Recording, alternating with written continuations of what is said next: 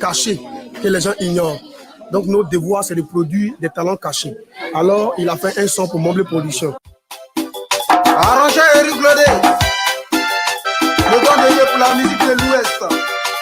Je te détesterai jamais, jamais, au grand jamais. Mobile Production, Abia Diaoboa, Amunyandro, Mweto Pierre.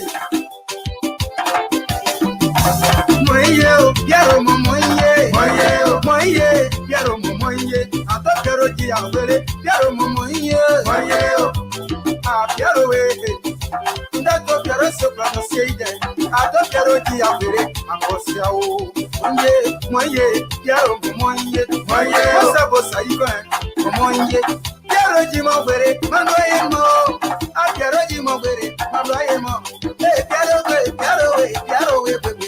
Ah, Piero Momoye, Moye, Piero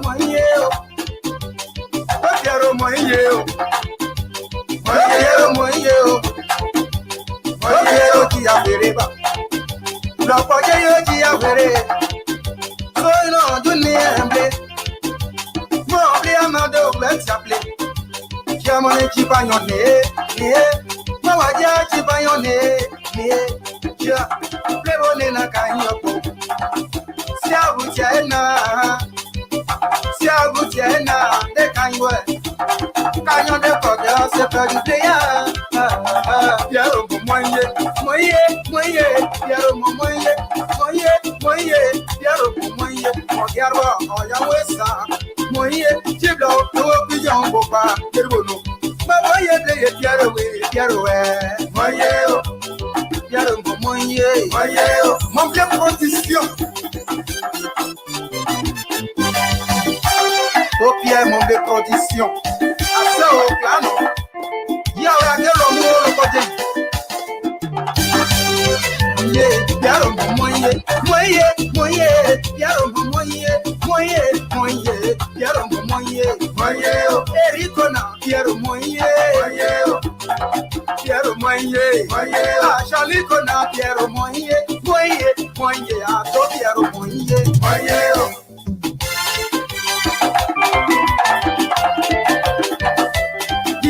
n'a pas yeble, Piero n'a pas yeble. Ah, Piero, ah, Piero,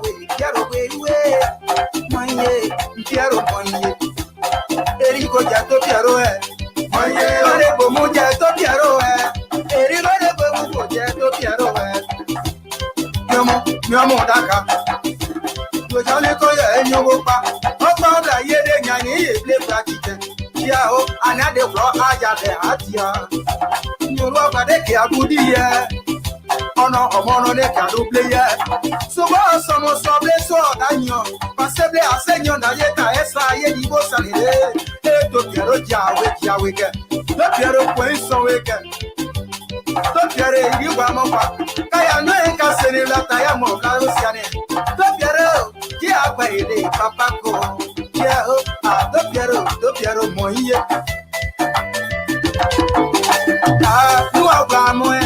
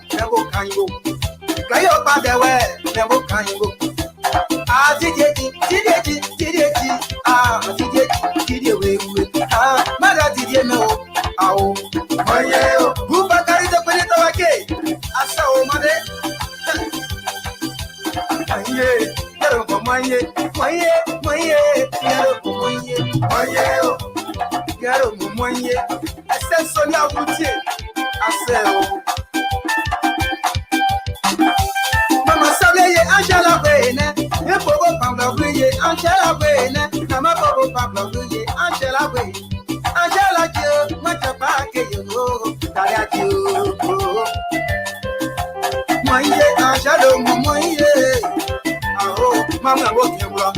Yeah, Mama, you got it. Where you?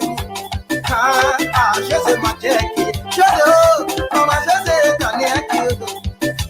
Hada Nicola, Berotia, Mada Nicola, Tanyaki, Nicola. Yamo, what you are here. I put the window. Well, when all the shitty idea,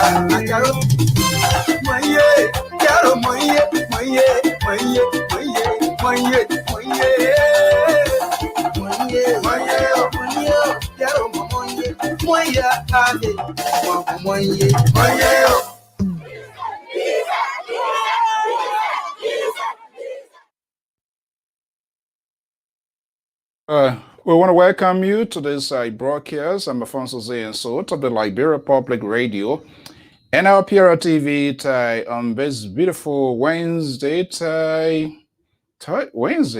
So we want to welcome you to this broadcast. I know I was on yesterday, so I'm trying to conflict the day. What a lot is unfolding in the West African state of the Republic of Liberia, with both sides claiming to victory in the just ended 2020 May 10 senatorial by referendum. What is happening and what is going on? We hope, as usual, to have the discussions ongoing with a lot of conflicting information in the political landscape of Liberia. As usual, LPR contributor will be here.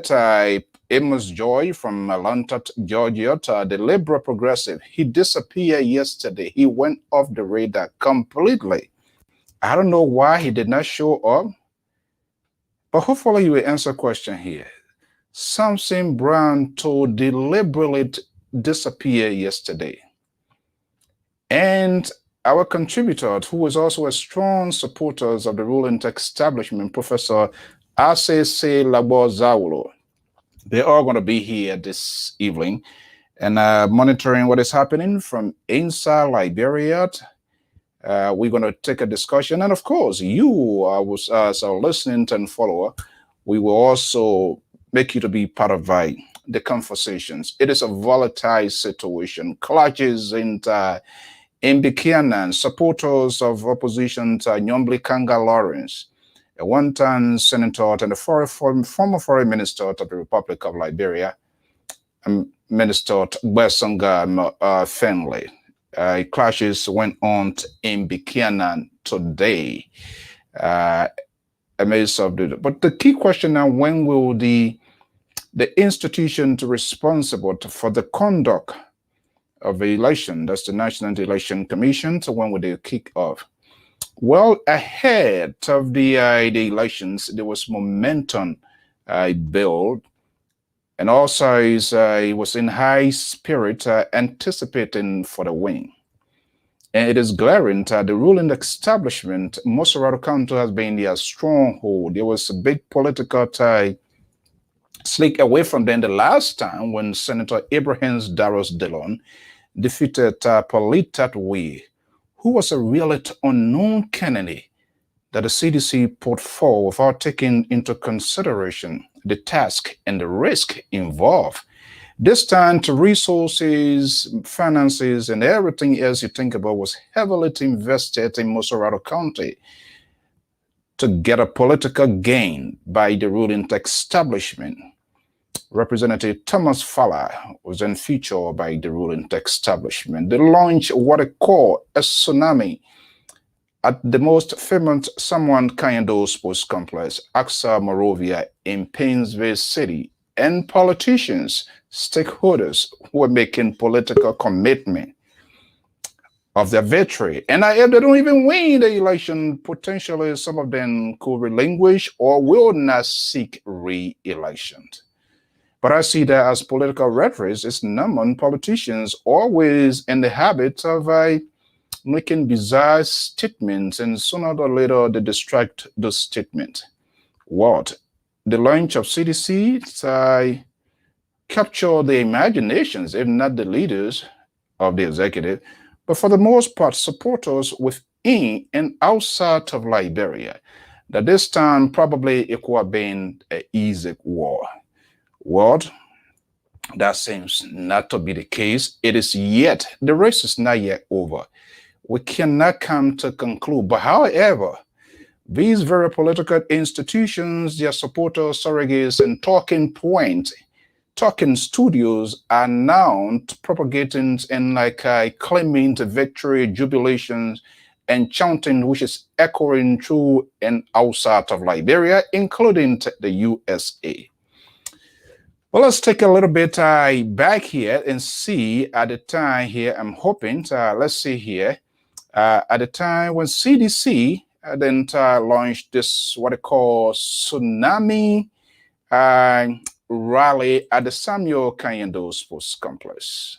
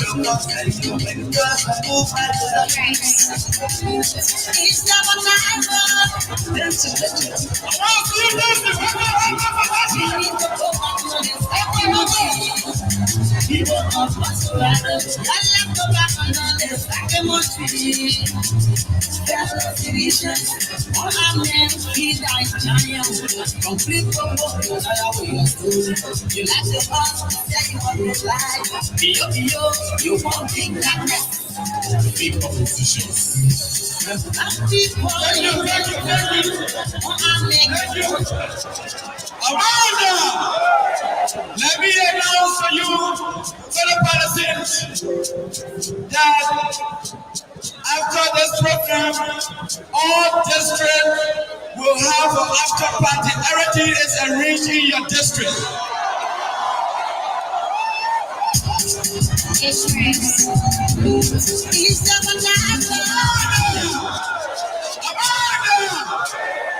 We have made sure that every district, all 17 districts, we have 17 cows that we submitted in your district.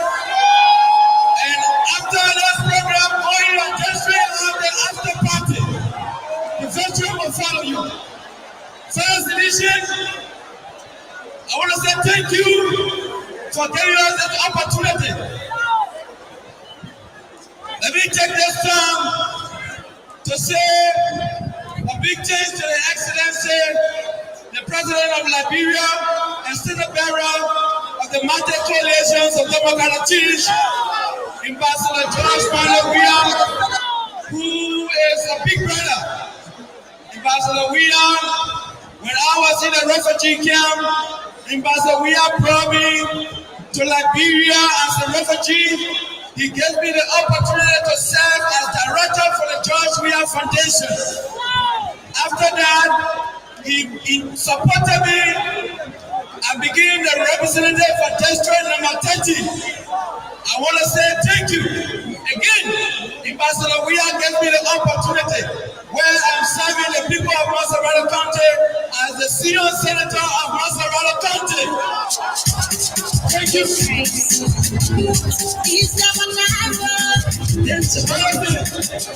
Let me say this to you. I have 21 pounds to send to the opposition political party. I just sent one. I have 20 more. I have 20 more to send to the weak opposition political party. Because when we were in the opposition, we were able to provide alternative for the people of Liberia. When there was crisis in Liberia, during the Ebola crisis, the opposition lawmakers, Senator Sir Joseph, stood with the people of Liberia. We provided an opportunity, an alternative for the people of Liberia. Today, the opposition, they can do nothing. They have nothing to show, they have nothing to do. They have no alternative. And that's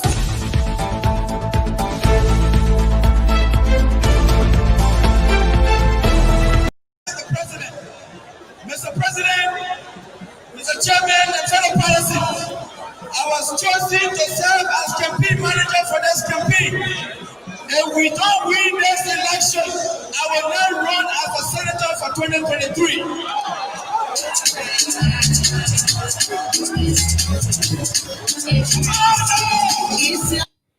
Okay, there you have it, Mr. President. If we do not win these elections, I will not seek re-election comes 2023. Politicians are well noted of making commitment to satisfy their leaders and project themselves as to project their strength. That is a friend and brother, Senator Sir Joseph, a very good friend. We're all in Camp Waterloo. Well, that was the CDC official comments for the race of the 2020 senatorial elections at the Samwant Kayendo Sports Complex. Then comes the opposition Liberty Party coalitions or the collaborative party, meant incumbent Senator Darius DeLong also climaxed his campaign. Liberia Public Radio crew were also embedded with the senators during the climax of the campaign. Keeping you honest and keeping it proportional, let's bring you a little bit highlight. My guys are already standing by and we're going to be having a conversation right away. Let's see here if we can also bring you the highlight of Senator Darius DeLong as well, hopefully. Let's see here. Okay, let's just bear with us here a little bit. Okay, there you have it. We can make it. Please make way for the Go ahead, yeah.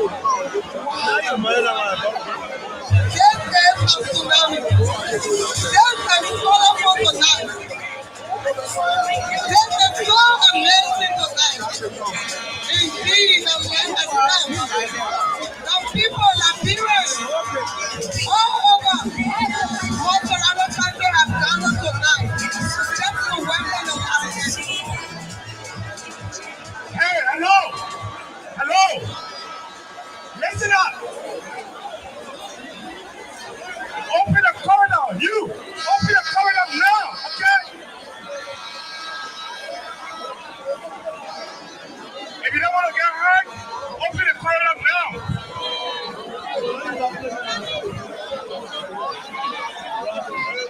Open the corridor. All right.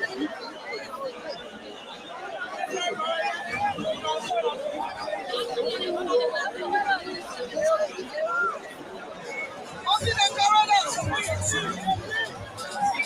Open the corridor.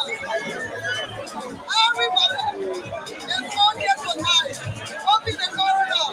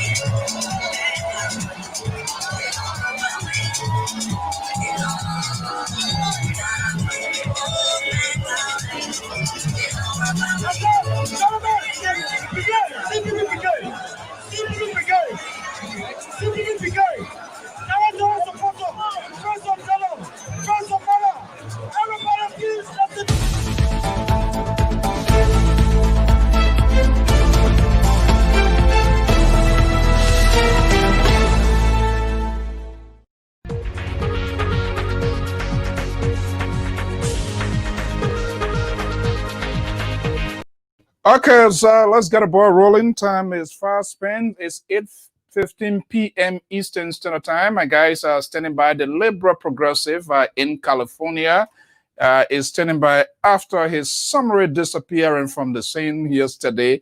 Hopefully he's been resurrected, and let's see whether he's in good health and good spirit. And of course, our senior contributor, Amos George, Mr. Professor A.C. Lagbo Zawolo will be joining us here. Let me bring in my friend and brother. There he is, the Liberal Progressive. I think he's still suffering from. Let me bring in Pa Joyce here as well. All right, gentlemen, good evening, good afternoon. I'm quite sure it's still a little day there in Sacramento. Are you looking for your pina? I have mine here. Pa Joy, that guy can't show anything. he's still going through post recovery. Okay, gentlemen, good evening and welcome.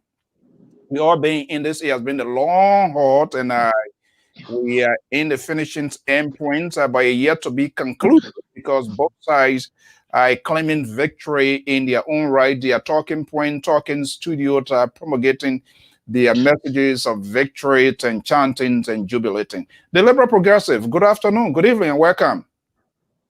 Thank you, Mr. So. Thank you. We're here. Everything's fine. That's not a Liberal that I know. Usually, when he comes on this sort of excitement that he's breaking, well, you will share your experience. Hold on one second. You will share your experience. Let me bring in Pa George here. Pa George. Yes, sir. Good afternoon. Thank you for being up. You did not go on AWOL at the time LPR most needed you. You were here with us yesterday to the finishing line. Good afternoon. How are you? How you doing, Mr. So? Okay, good. Mr. To, how you doing? I'm doing fine. Doing fine. Wow. The guy is talking so sorry for you. His son is so sorry tonight. He's not even sure whether he's fine. Well, he has a body, so he know. Let me just say out front, I am fine. Physically, emotionally, I am fine. However, the candidate that I was supporting in the race was not. They seem to be that we're not going to be successful. And these things that they take a toll emotionally, they take a toll. But the leader himself was able to explain to us this was just an election, and the fact that you didn't win or you're not going to win does not mean that you are not part of the process. And this is how development and institution building comes about. And so I understand that. That's fine. The loss is very tough, but that's okay. We're going to move on. The sad thing is, and we will respect whatever rule or whatever result that comes out of it, because this is what we have to do. We're Liberian. We cannot force ourselves on anybody. If the voters spoke and said, this is the person we want, we must accept it. There's no reason to try to formulate any kinds of mishap that will throw us back. This is not the only election. We're going to have many, many more elections to come. And your children, my children, grandchildren will also participate in it. But what we're doing now is to lay out the groundwork for the future of the Republic of Liberia. And so if this is not in your favor, if this election is not in your favor, take it as it is and let's move on. Let's plan. Let's try to pivot to see if we can work together as a country and move this country forward. These neck biting and people dancing in the street and stuff, we're not going to produce work for the young people. If all of these things are going on and what have you, we're not producing work for the young people in the country. After all of this is said and done, young people are going to go back again and sitting on the bench, on the tree on the bench with no job, no prospect of even helping themselves. This is very sad. However, if these young people think that their life is better and they're going to elect people who perhaps will not do what we're supposed to do, then it's up to them as well. But we should not say because I don't agree or because I wasn't successful, therefore I will not accept the result. I think if we do that, that will be a recipe for disaster we're going to be setting. And I hope our brothers and sisters, no matter what party you're in, if you're not winning, accept it and let's work together and move this country forward. Emma George. Yeah. This literally sounds like a major concession speech now, the one that Donald Trump failed to deliver, and we're still struggling, and he's still finding the language to deliver here is what the Liberal Progressive has delivered here. And that's what a mature politician does. The key question now, with all of the wranglings, all of the divides, or all of the celebratory type mood that has engulfed the country, with these politicians, both sides, the government, the opposition, would they have the courage to give such a similar concession looking like speech or introductory this evening by the Liberal? Do you see that coming from, be it Thomas Fala or Abrahams, Darrell's, DeLons, or all of those folks? We're going to dive into it later. I hope they will do so. But, Mr. So, you know, the government has a greater responsibility in this thing here. And so we have to look, as Mr. Toh said, we have to respect the views, the will of the people. You and I who stayed up from yesterday all night, we saw provisional ballots coming in. And if those provisional ballots coming in, the indicators are there. So, and some people don't want to, some group don't want to believe the reality. And that is the dangerous thing in election. It's just like Donald Trump. This is exactly what I see now happening in Liberia. We saw all the provisional ballots coming in, certified by all the parties at those polling precinct centers. And people are saying, oh, they should wait there to see all the votes be counted. Are you telling me that you got some extra votes somewhere that will come from a different precincts that I wouldn't know of? This is the tough time now. Right now in Liberia, this is a tough time because you see every side now claiming victory. And how can that happen? How can that happen? So, and the parties official, they have to get involved to start speaking to the supporters and say, hey, let us wait for the final tally because all the provisional ballots are, and we can see who's leading and who is not leading. So the official of those parties need to start talking to their supporters because this is where now the trouble can come. Because people are passing wrong information over to different groups. This is what our record said. This is what our record said. But these people were on the ground and okay, this thing. Now, if you are not contesting other record from other area that you won, that record, your title showing that you did better there, you are not contesting other area. Why you want to contest other area that you didn't do well there? So the officials of the rural parties must speak to the supporters to tune it down. Because, and I always say, with the help of cell phone, smartphone now, to have something in country now is just difficult. And you saw Mr. So that night, all the reporters from FPRO, exactly what they said. This morning, if you listen to the election commission, is exactly what she said. Talk about Grand Guinea when the guy was reporting from Grand Guinea that night, where the ballot box got to a time. They had a Grand Crew, I think Grand Crew. River says. And this River says ballot went to Grand Guinea. Grand Guinea. And the city they got to on yesterday night is exactly what David Brown last night said this morning. This was the reporter from Bapo. She said it. That a client chief seized the ballot. So there was no voting in that area. Okay, let's hold your peace. Let me welcome Professor A.C. Lagbo-Zawolo. He is a senior contributor here to the Liberia Public Radio and a strong supporter of the ruling establishment CDC. The Liberal and the professor usually don't get along, but I don't know whether they were in. They had some exchanges yesterday, Pajoy. The both of them didn't show out here as if they knew It's something that we didn't know. Hopefully they can unveil that.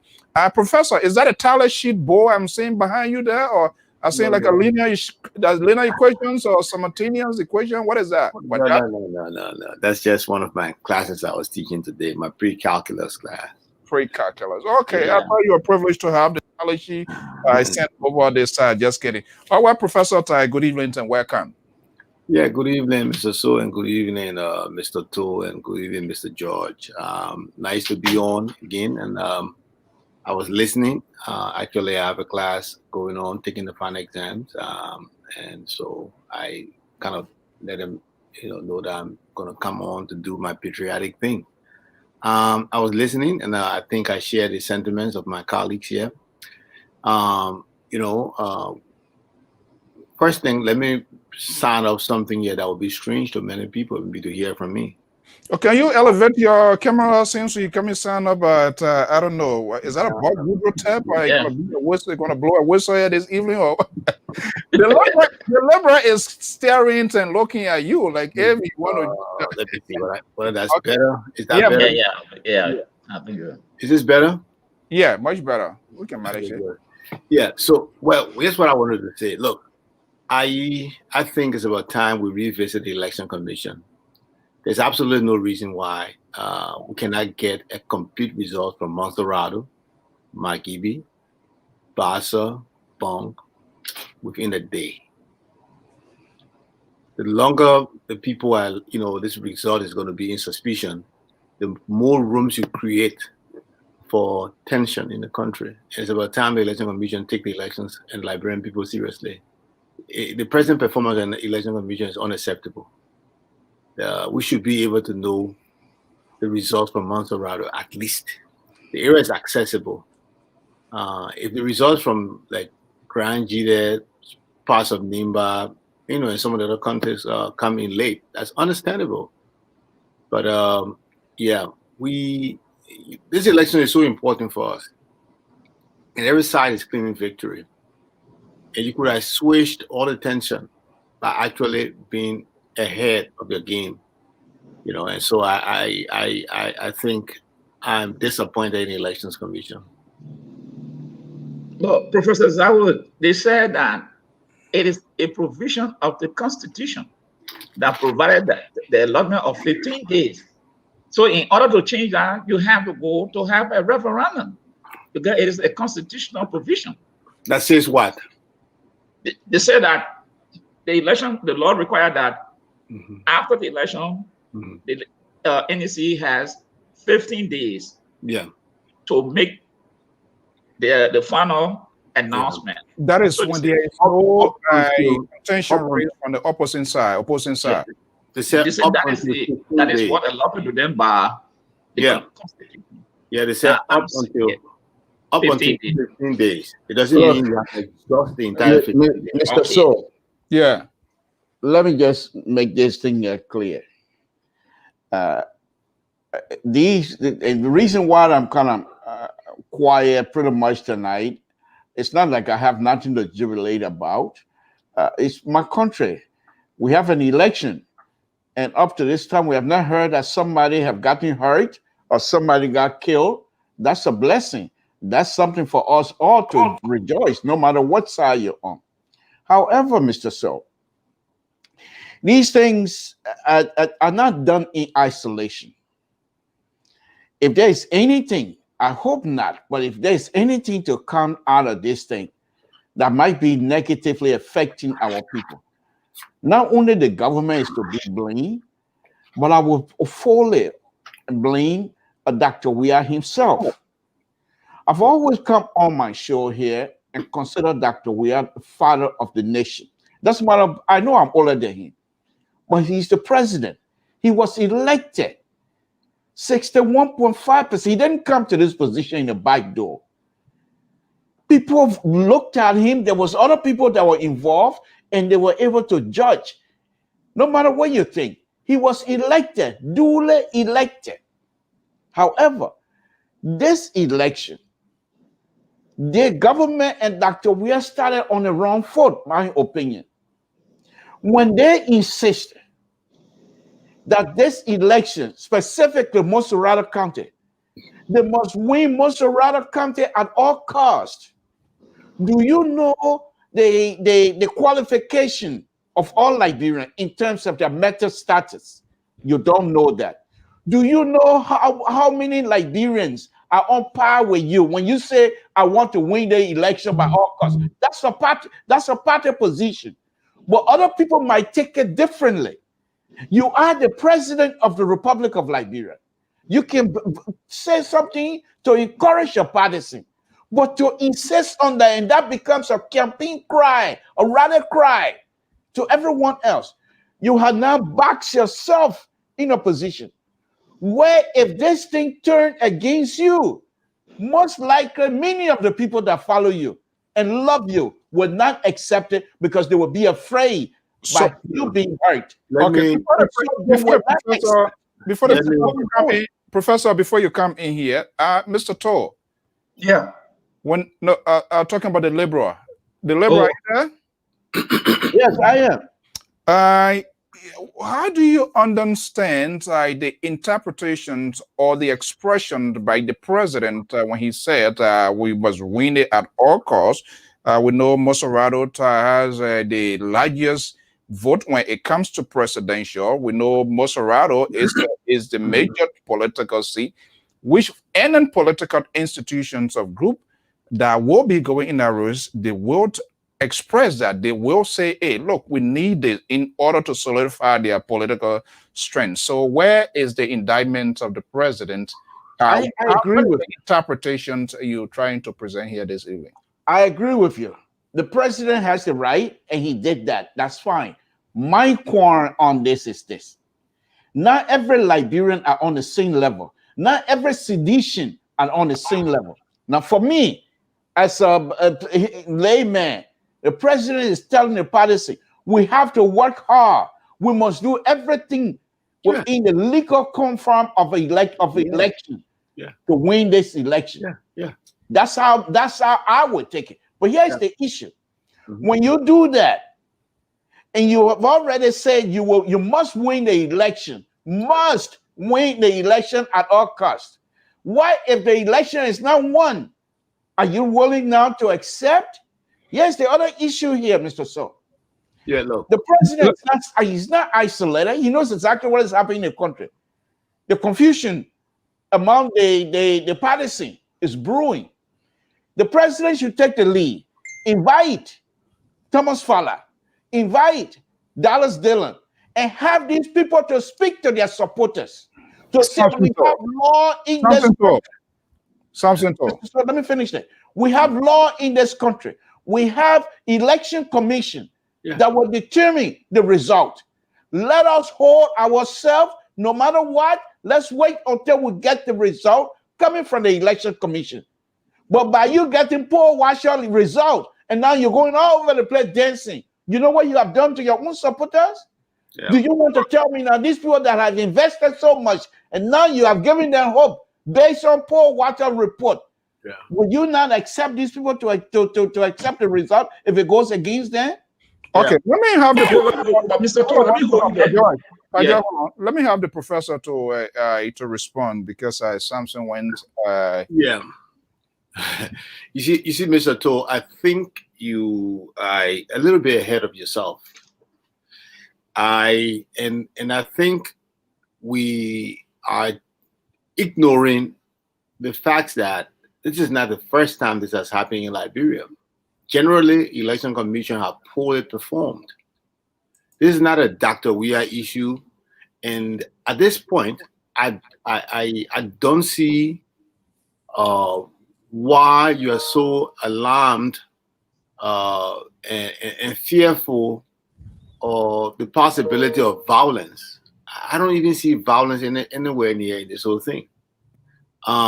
Generally, even in the United States, the results you get overnight is not a result that is released by Elections Commission of the United States. So far, they have not even released the result of elections yet in the US. So the results normally you get it from exit polls. So what should be happening in this day and age is that political parties, individuals send their representative to the polling stations. We should be able to get the result within a day based on what we are getting from the people at the polls. And when that is not happening, you blame the political institutions, you blame the election commission. Dr. Weah has absolutely no part to play. And I don't see any need for Dr. Weah calling Mr. Falah and Mr. Dillon to come and discuss. Discuss what? First of all, that's not the only elections being held in the country. You have elections in Margibi, you have elections in Monserrado, you have elections in Nimba, in Grand Jide. So should he be calling all of the candidates and asking them to come and discuss? The supporters understand that we have the rule of law in Liberia.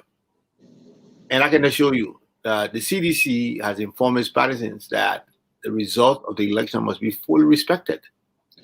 If the CDC candidates come up to lose this election, there will be absolutely no violence on the part of the CDC. The results will be accepted. We'll get back to the drawing board, and we'll begin to do it right for the Liberian people.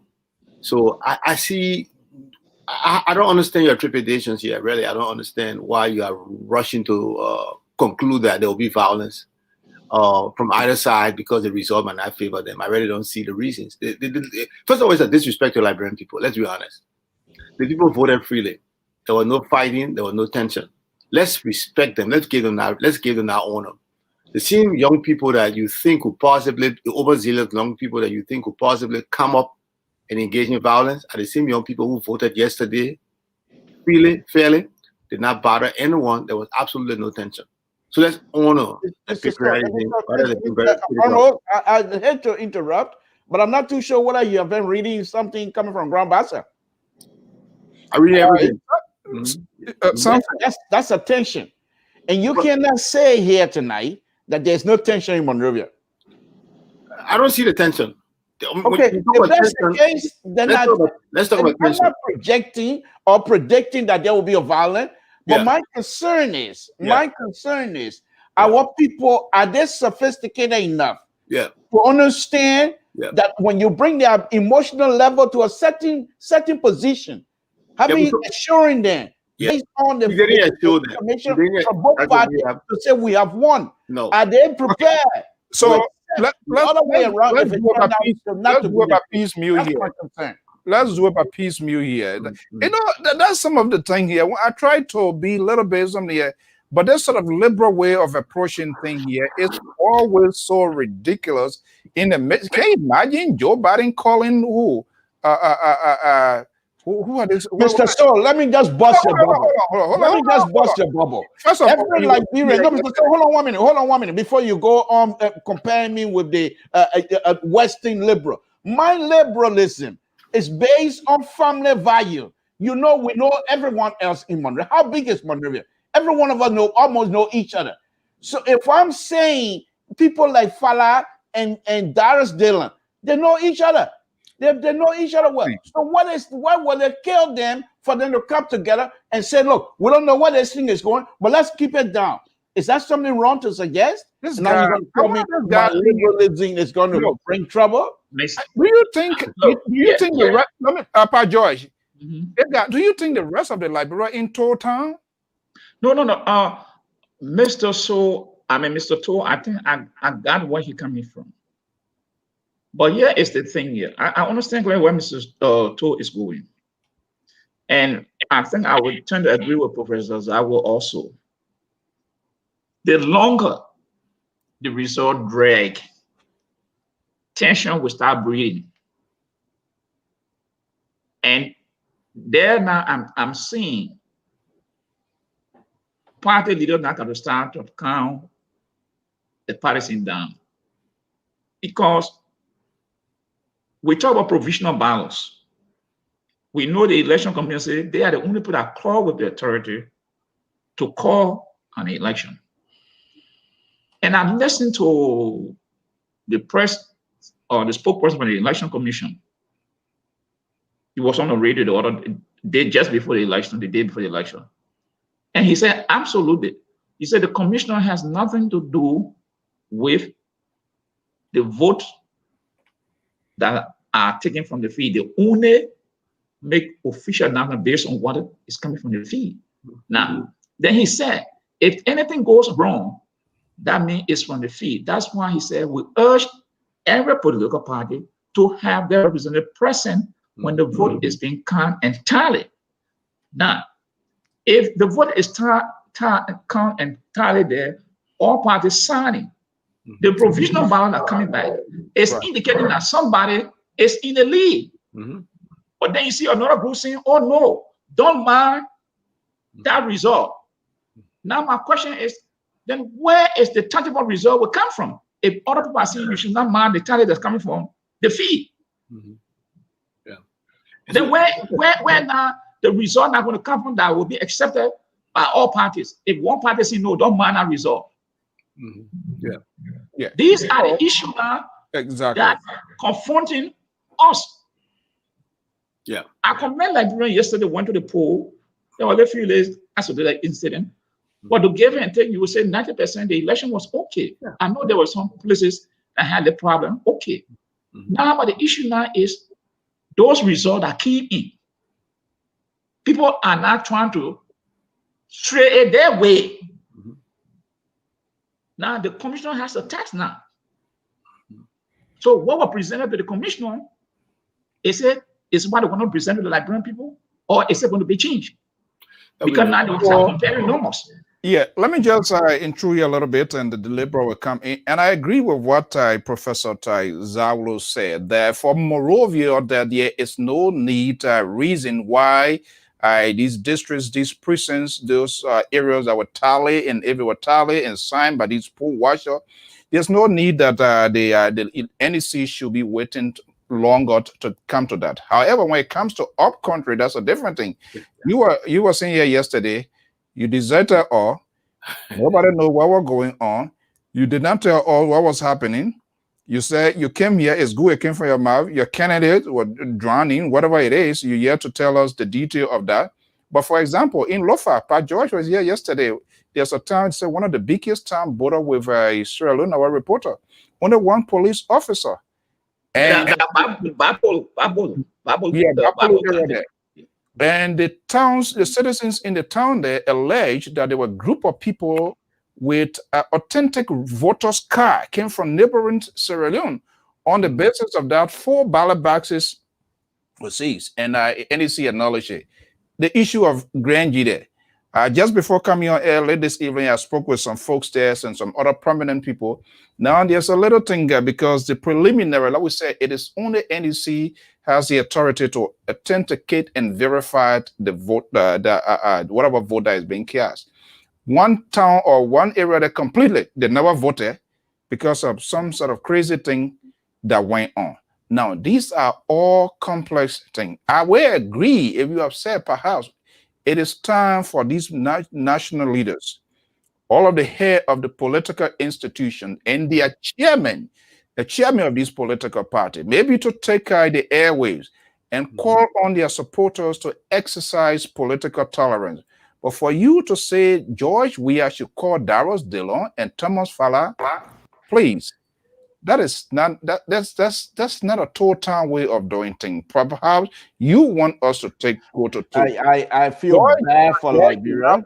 I feel bad for our country to have Mr. So and his conservative idea being exposed out here this afternoon. And this is very bad for our country. What I'm suggesting to you is some family issues. This is how you resolve issues. Hold on. I'm not backing down to your conservative view. Not tonight. Not tomorrow. I am back. I can being a loser. Doesn't mean anything. It's just an election. Why they whoop me? That's fine. Somebody whoop me. That's okay. But that doesn't mean I'm going to let my view and for you to be trampled all over because somebody whooped me, Mr. So please, that ain't happening. Now let me give you this. The reason why I'm suggesting these things, they sometimes get out of hand. But if you take control of it at a very early stage, you stay ahead of things. You have the ability to succeed. Liberia, remember, we were at war with each other. It would not take much for any kind of bad things to happen in that country. Now, am I wrong to want to make sure that we don't even get there? But why am I concerned? No. Because we have You gone are about not killing wrong, each other but you are before. you are Based taking, on election. you are taking You the know wrong that. path. So I'm saying so, you, Mr. So, if you don't mind, please. Mr. So, if you don't mind, please. I know this is your show. You want to silence me. That's what you do, and that's what you're good at. You want to go ahead and silence me tonight. You can do so. You can shut my mic off, and that's fine. But here's the point that I'm making. This government is the government of the Republic of Liberia. It's not the government of CDC. The government, when things start like this, the government should take the lead. Don't wait and like almost Zagro doing now, throwing it in the court of the election commissioner. Yeah, that's their responsibility. But the leadership of these different parties also have responsibility to make sure that their partisans are giving correct information. Wait until the election commission bring that information up. Don't say election commission, you're wasting time. Because you're wasting time is almost zero. You're suggesting, because you're not telling the people right now, does that give right to the policy to go and run on information from other places that are not true? Is that what you're suggesting? What is happening now? They are creating opportunity for chaos. Look, let's be very fair. In this day and age, you got cell phone, you got modern technology. Look, at least provide the results from Monserrato or provide the results from Monrovia. you don't need you don't need anything extra to do. That the results from Monrovia, from Buchanan, from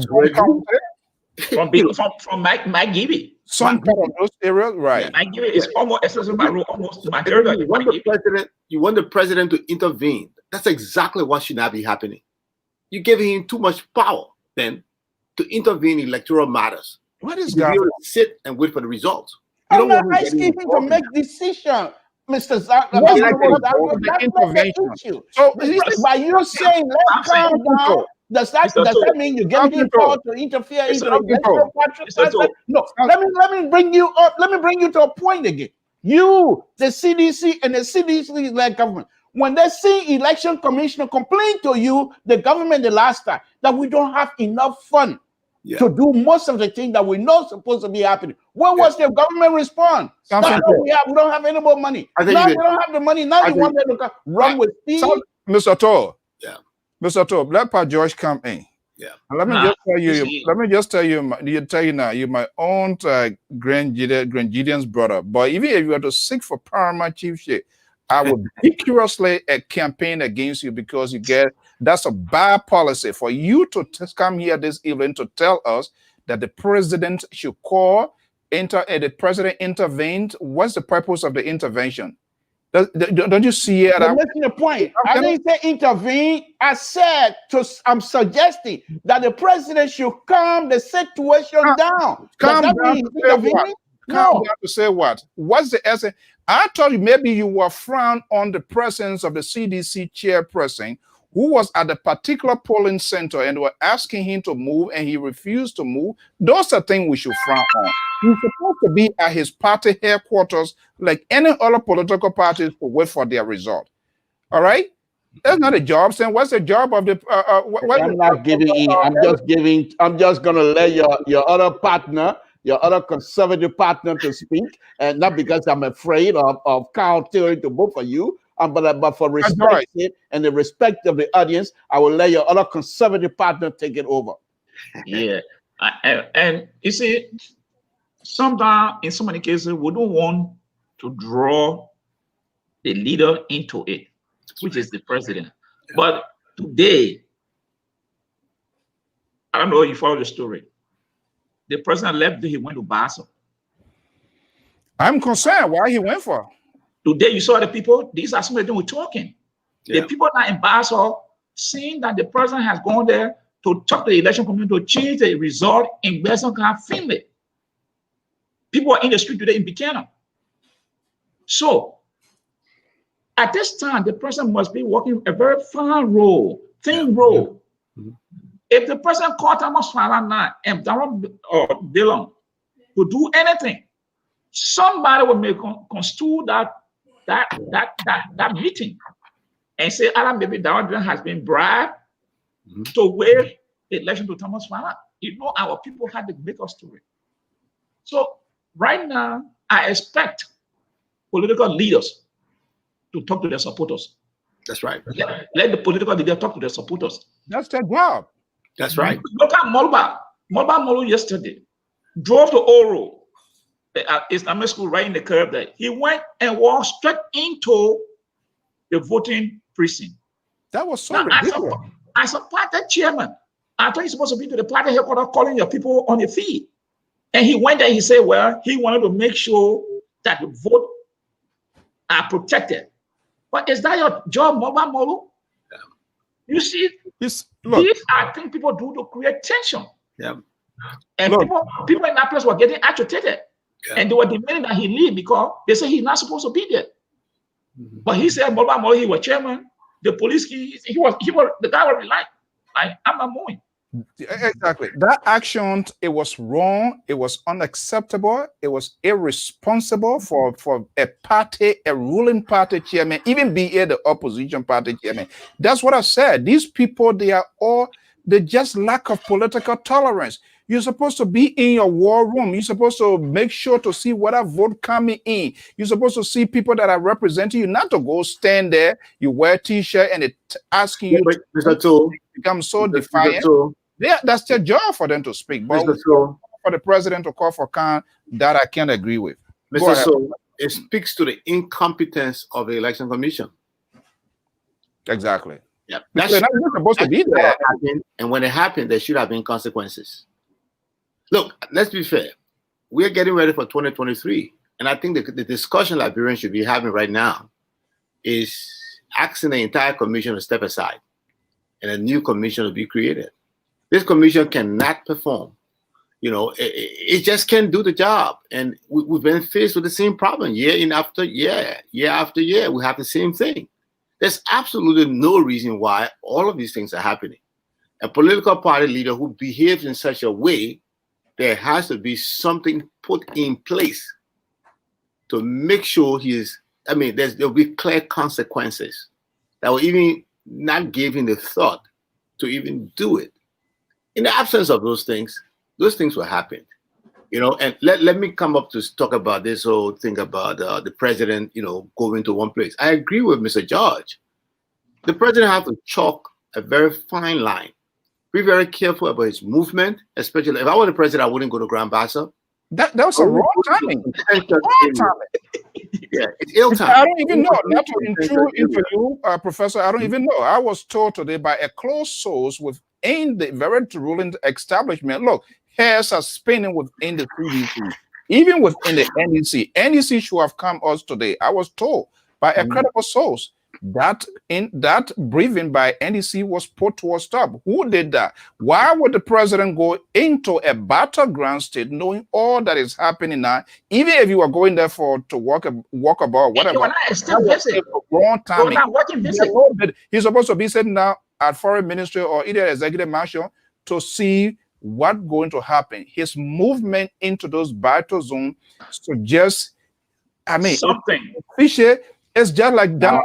Now, Mr. So, you and your guests, I hate to bust your bubble, but apparently you're coming around my way now. No. This is exactly what I've been saying all night. No, if the president, Mr. So, please, we're not going to go through that tonight. Not tonight. The liberal is on fire. I'm not going to have you or have Mr. George try to manipulate the conversation tonight. It's not happening. Now, let me make this point. If the president were to come out initially and say, folks, let's be calm. The president, having made that kind of statement or calling for calm, there will be no reason for him to need to go to battle. When he knows Grand Bassa County is a battleground.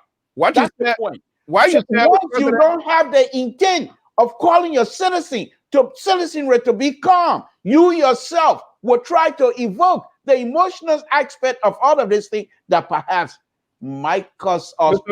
So I'm glad you guys see the liberal way.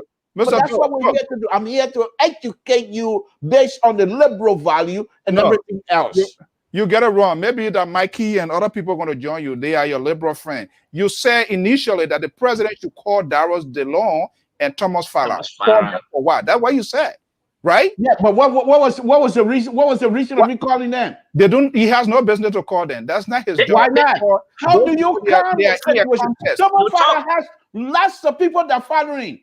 Tomo Farah is a leader. Agree with Dallas Dale is a leader. to You make bring our the two leader- leadership together and make them to understand No, that no, no, this no. is not a Nothing war. Nothing They so. are fighting a battle of ideas. No, no, And no, therefore no. they should go to their prospective quarters and Libra. inform their people that Mr. let them Toll. be calm. These Mr. things will Toll, be resolved. You That's the what are, I'm party doing. chairman, And that's my the- point. the And I'm pa- sticking with it. you the are party wrong chairman- today. You are wrong yesterday, liberal. I don't the care what you pa- do. Nobody, your supporters are getting upset now. Then I agree with you on this one here. So don't even go there. I will agree with you to say, okay, maybe Thomas Farah is supposed to call on his supporters. That's why he's leader. He's responsible for his people. Darius DeLong or even the CPP or the party chair, that is their job, not the president to call them to make peace. What, call them for what? To make peace when the process is still ongoing? Yes, that's sort of collusions you are trying to initiate. Come on, I'm not going to accept that. We are not in tow town. But and the thing he did when he called on this Jumama Wulukwali, and the news came out that the president called Jumama and he bribed them. So, okay, let's be very maybe we want to have our audience too to participate here. Okay, gentlemen, with the preliminary, because I have tons of paper here. I think what is happening with the involvement of the social medias and these various group of people, I would say the CDC get her on a super PAC, if you will, to get their mouthpiece. How you call Freedom FM is almost like a news mark of fact. That's the Fox News of Liberia, obviously. Rush Limo. That's Rush Limo. Yeah, that's the Fox News of Liberia, obviously for the CDC establishment. You have the opposition; they have their own of Fox News and other versions of Fox News channel, be it a Costa, be it a Prophet Key, and all of the talking drum people. Of course, it's normal. Even right here now, if you go to Newsmax, it's like you are on a different planet with respect to the news here. So let me ask you guys here: do you think the election commission they will have designed any other strategy to make sure that this thing wouldn't go to the to this sort of point that we have reached? Is there any suggestions? Let me start with the professor, and then I go down. Is there any other way they could have done that? Better training. Better training would have helped a whole lot. Let me just tell you some of the things that happened in the election commission. So I went to school in Kakata Magibi County. The election commission, without sending any letter to us, appeared at the school. It said it was a precinct. They've always been using the school. So they're coming down to take it. So They always. No communication. Absolutely no communication. The school was owned by a different family. Now we are in charge. And then we just see them coming in with all this stuff. That's the kind of problem the election commission, those are the kind of things the election commission is doing. You know, so it's a matter of training and having a structure, a movement to visit all of those precincts across the Monrovia area and in some of our bigger cities. You just need a vehicle to stop by at about 9 p.m., 10 p.m. By 10 p.m., they are done with counting almost in each precinct. Stop by, see what they are doing, get some provision, tallies, and be able to release it, as you get it. You don't have to receive all the results before you release it. Look, there's always an opportunity for people to challenge the results. But releasing the result in piecemeal makes a lot of sense. It can contain the emotion and put people in a position to accept the ultimate result, because you start to see it coming gradually. And so those are some of the things the election commission could do to really make this thing much better. But the whole logistical arrangement there is suspect. I see a very high level of incompetence. You take, for example, how the election commission is speaking. Do you think the action, Professor, before the Liberal come in, do you think the action by NDC is being influenced as what? We know how people try to intro into the electoral process. But that's the problem. If the NEC is allowing itself to be influenced by the government, then that's a problem. Then they add to my concern that we need to dismantle this institution and have more competent people come up and be able to do the job. No, because the more competent people, it is the same government will be appointed. So it doesn't mean that the government, like the government has a huge set of people that can have an electoral board that would be independent, not something that is appointed. But where do you get that independent electoral board from? No, the independent, I mean, probably these people that must be elected by there must be a provision. So it requires to water the country itself is in the cause. But I think because it doesn't matter whether these people are there at the end of the day, whoever the president appoints these people, like you have the electoral board here. Those are people, it's a commission that is being, the president of this country does not have control over the electoral board, for example. But as long as these people are appointed, the possibility of having that sort of political connection or to retain their job is more like imminent. The liberal progressive, is there any other main possible that you think on top of your head that the NEC can be revamped, and if it is to be revamped, in what context and what sort of methodology that could be used to have NEC more structural, credible, and transparency in conducting these kind of critical elections? Mr. So, thank you very much. That's a beautiful question. First thing I'll say that I hate to remind you, a few months back, when I had my own show, and those are some of the things that I was suggesting. Election in Liberia must be considered one of the critical functions of the country and the apparatus, the government apparatus. Election have always caused us problems in Liberia. There's no question asked. Now, when they started formulating their election commission and what have you, I was one of those that was suggesting that the government should pick from within the opposition and bring people on board. Bring people on board that perhaps not necessarily a government supporter or whatever. People you consider to be neutral. All of the the civil society group, the lawyers, the bar, the Liberian Bar Association. Go and ask these people, where can we find Liberian, credible Liberian? Give me names, the president should say. Give me names of credible Liberian that perhaps can sit on this board. Go and pick some of the people that you consider enemy of the state. In these elections, once the people want you, they will vote for you. But when you have these kinds of situations, where from the very beginning, we have the Nigerian, Liberian, non-Liberian, Nigerian, non-Liberian, we almost got in there. Can you imagine what would have happened? Number one. After that, when they fail, people then say, no, this is not something good. Whoever comes next becomes second to that Nigerian, non-Nigerian, Liberian, non-Liberian. You understand what I'm saying? So when you do these kinds of stuff, you weaken the institution. And the election commission supposed to be one institution in Liberia that all of us should revere because they determine who our leaders will be. Yeah. We don't have that. So in order for us to sit here and say the election commission, these are our own brothers and sisters. They are Liberians.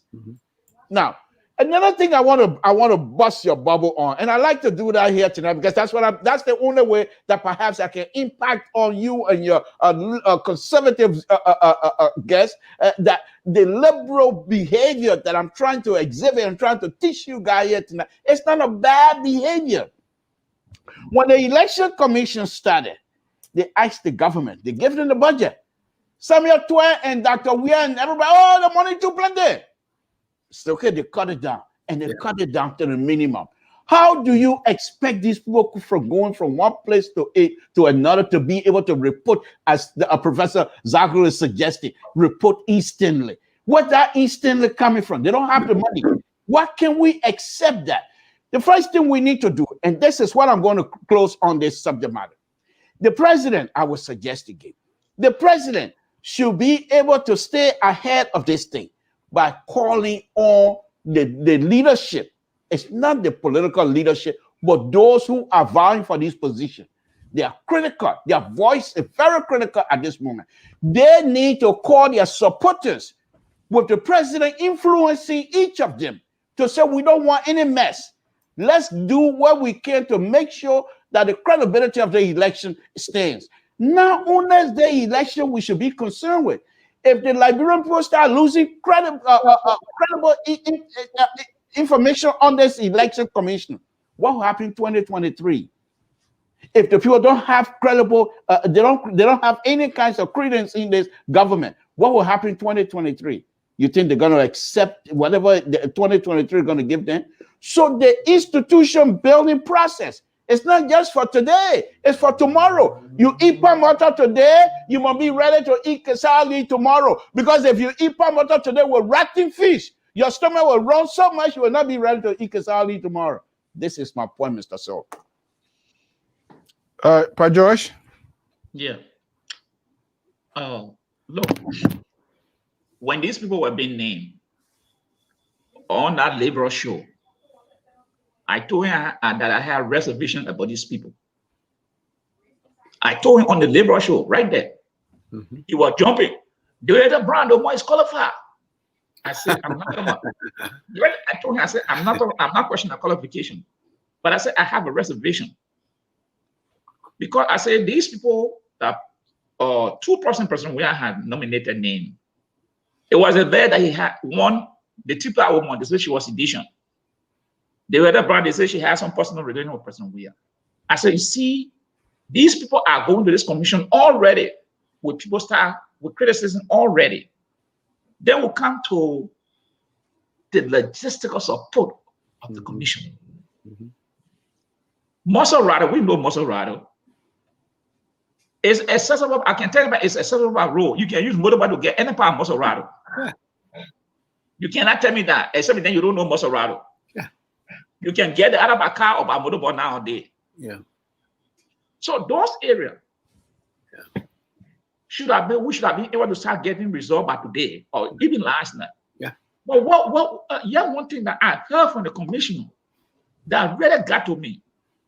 The commissioner said in Monrovia last night, this morning, or Professor Zago, that they were using lantern. Yeah. Lantern to count ballots. Ridiculous. Are you serious? And why so? With all these solar light battery that you can put in a room, magnify that whole place. And you tell me in Monrovia, now in Zetro, now in Collector in Bon County, that you're using lantern in Monrovia? Yeah. What that speak of the integrity of that institution? Yeah. That is what someone was saying. I have suggested most of the time. I said, you know what happened? We know the Constitution provided this provision that the president should appoint this commission, but I said we need to revisit it. Yeah. I said at least the senior Mr. Toll said take 2% from the opposition, put down that commission. Take maybe 1% from civil society, and the ruling party appoint the other people that commission.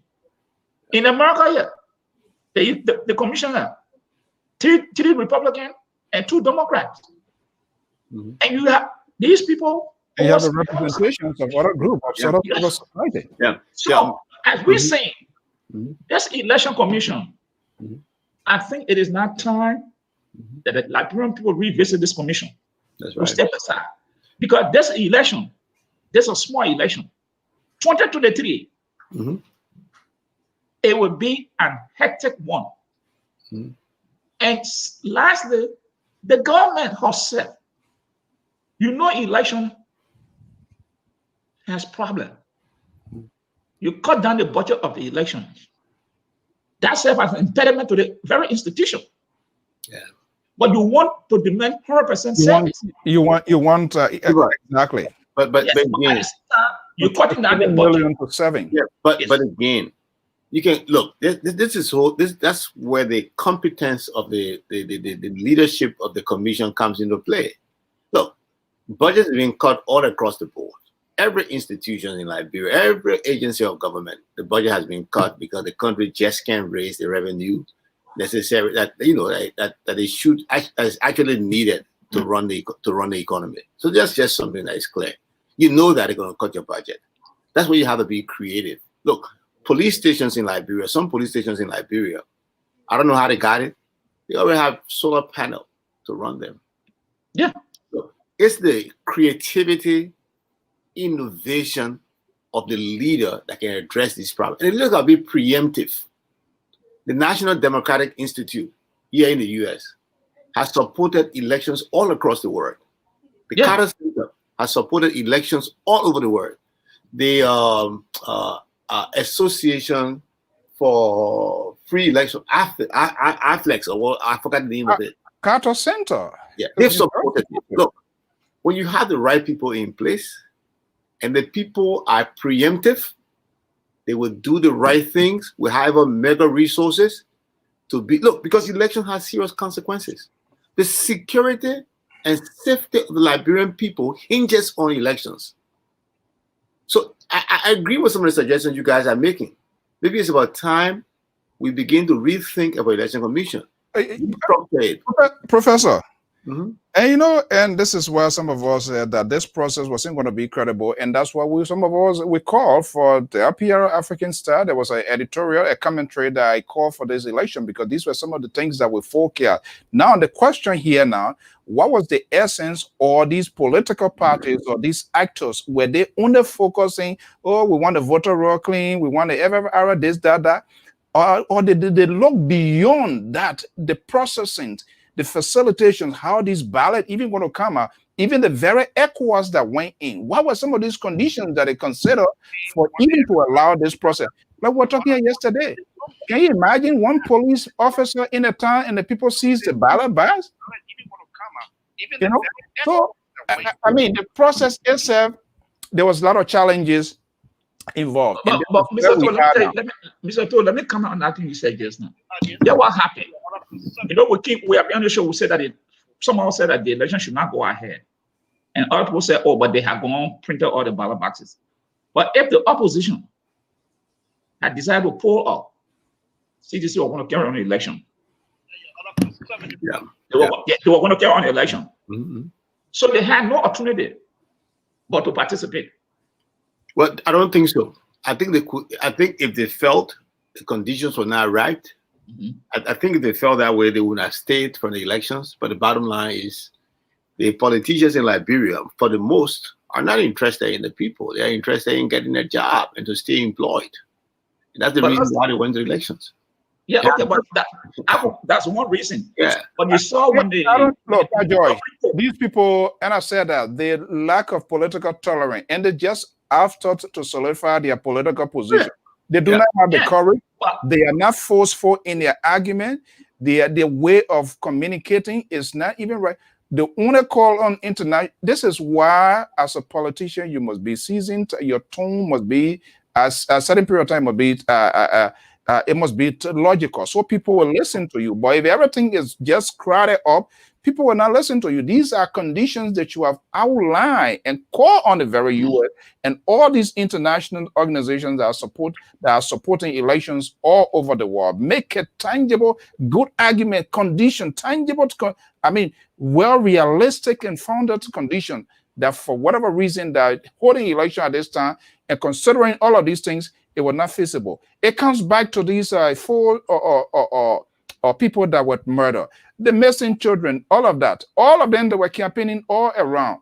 They went into an election where there is no handbill. They went into an election where in the last 10 years, there is no census has been conducted. How the heck can you go and even have a referendum without even knowing the population, the correct population or estimated population of your country? And all of them, they sat down there, they went through the process. Are they politicians? They are just a bunch of greedy people. Yeah, but then, Mr. Toll, you can't, the blame cannot be just shared on one side. I said, the government. It starts with the government. The Supreme Court. Supreme Court is part of the government. Yeah, gave a ruling. The minister said, well, hey, don't listen to the Supreme Court. We're going ahead. Can you imagine? The Supreme Court, the highest court in the land, gave a ruling. And a minister comes to say, don't listen to the Supreme Court. We're going ahead. Can you imagine that? Yeah, so where are we? So even we blame the opposition also. Okay. But you look at this issue, that if they go to the court and the court make a decision, the ruling government will not abide by that ruling. So then what happened now? This is the dilemma that we find ourselves in. Joy, these are the conditions we are outlining here. These are all, it could be a baby steps, but to free and fair election. There's no you never conducted a census. So we don't even know how many people even going to participate in the entire process. You carry on a referendum of a critical, serious thing, and you don't even know how many people are going to participate, and people look at all of these, and nobody talk about it. And they were just because they have people following them, or there's some sort of guess, okay, we're going to put it out and fix it. We're going to have our folks to participate here. But let me just ask here, with all the little that we know now, they are preliminary. It had to make a judgment on that because they are not satisfied. But we all seeing what is happening. We all getting numbers here. Let me ask you, Professor, this seems to be tough with the ruling establishment. The pressure seems to be on them because to Moserado County, no question about that. The inceptions of the presidency of George Weah today all came from Moserado. That's where that momentum came and went widespreading throughout the county, and then the name surfaced today. They lose the last time around. It puts a pressure on them. They brought in somebody who they felt should be a formidable candidate because he's also been in the lower house of government. They did everything. The government or the CDC heavily invested in Moserado County to gain that political strength. But with these numbers coming in and these numbers that we are saying for now, does not look good for the ruling establishment. How concerning that is? It's concerning. I'll be very honest with you. I don't know the results yet. The information we are getting from in-house is that we should win Moserado. I'm saying what we are getting say that we should win Moserado. I have my own concerns. I have my own doubts. I can't conceal it. Yeah, I mean, it's clear. I have my own doubts. I don't know how possible that would be. I hope that's the case. I don't think our party fared very well in these elections. I think the results did not come the way I would have hoped it would have been. So that's a concern. So I think there's 3 years to go. The CDC has an opportunity to redeem itself. Is the president wondering of his political future?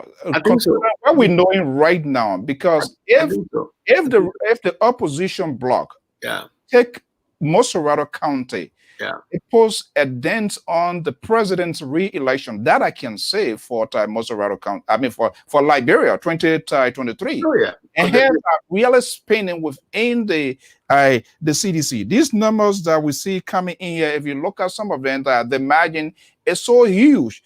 And that's why we want some of these start coming in so that we would know, because once you go there, you know these various centers, how many people to register. And so, and I agree with you, there's no reason why NEC should be holding some of these results, especially from Moserado. They break it down, which is beautiful, the number of voters, male voters, female voters. So when they start announcing that, that gives people a hint. That's the US as a poll here, because when you see certain number coming and you look to the other side, that number does not commensurate or it does not reel it up to the standard to meet the figure, you know exactly who's going to win it. But they are not doing that. So why are they not announcing some of these figures? Let me say this, but I know we've criticized the election commission, which is fair, but equally so, the CDC and the opposition political parties has a share in this thing. They send pool washers. They should have gotten the numbers in the war room, tell the numbers, and they should know the exact result by now. Well, Professor Zaro, that's what's happening. Because what the commission said, they go when the vote are final cast, all the representatives are there, they count the vote, invalid vote, valid vote, they total it, and allow representatives of both parties or other parties to sign. And then they put it on the board in the room. There were the reporters from LPR and also were getting the result from. But both sides claiming victory. So look, Mr. So, gentlemen, this kumbaya here tonight, it's not going well down with me. Let's put it this way. I'm not here for the kumbaya for all three of you. That's not what I'm here to do tonight. I'm here to discuss issue. Forget about this kumbaya, agree on this. Let's show some disagreement, and when there's disagreement, let me just put some stuff out here, if you don't mind. Here's what I believe. If this president, even whether they're going to win or not, having had this wrangling, this president must recognize that he has to pivot if he wants to be re-elected. He has to pivot. He has to go back into CDC. And I don't mean to put you on the spot, good professor. We have seditions in the diaspora that are capable, that are still fresh. This president must search for those seditions, bring them on board. Because the people that he has right now, they're not doing good, to be honest with you. So if you're not going to get somebody from opposition bloc, you got sedition, highly educated, well qualified to do certain things to move your numbers, number one.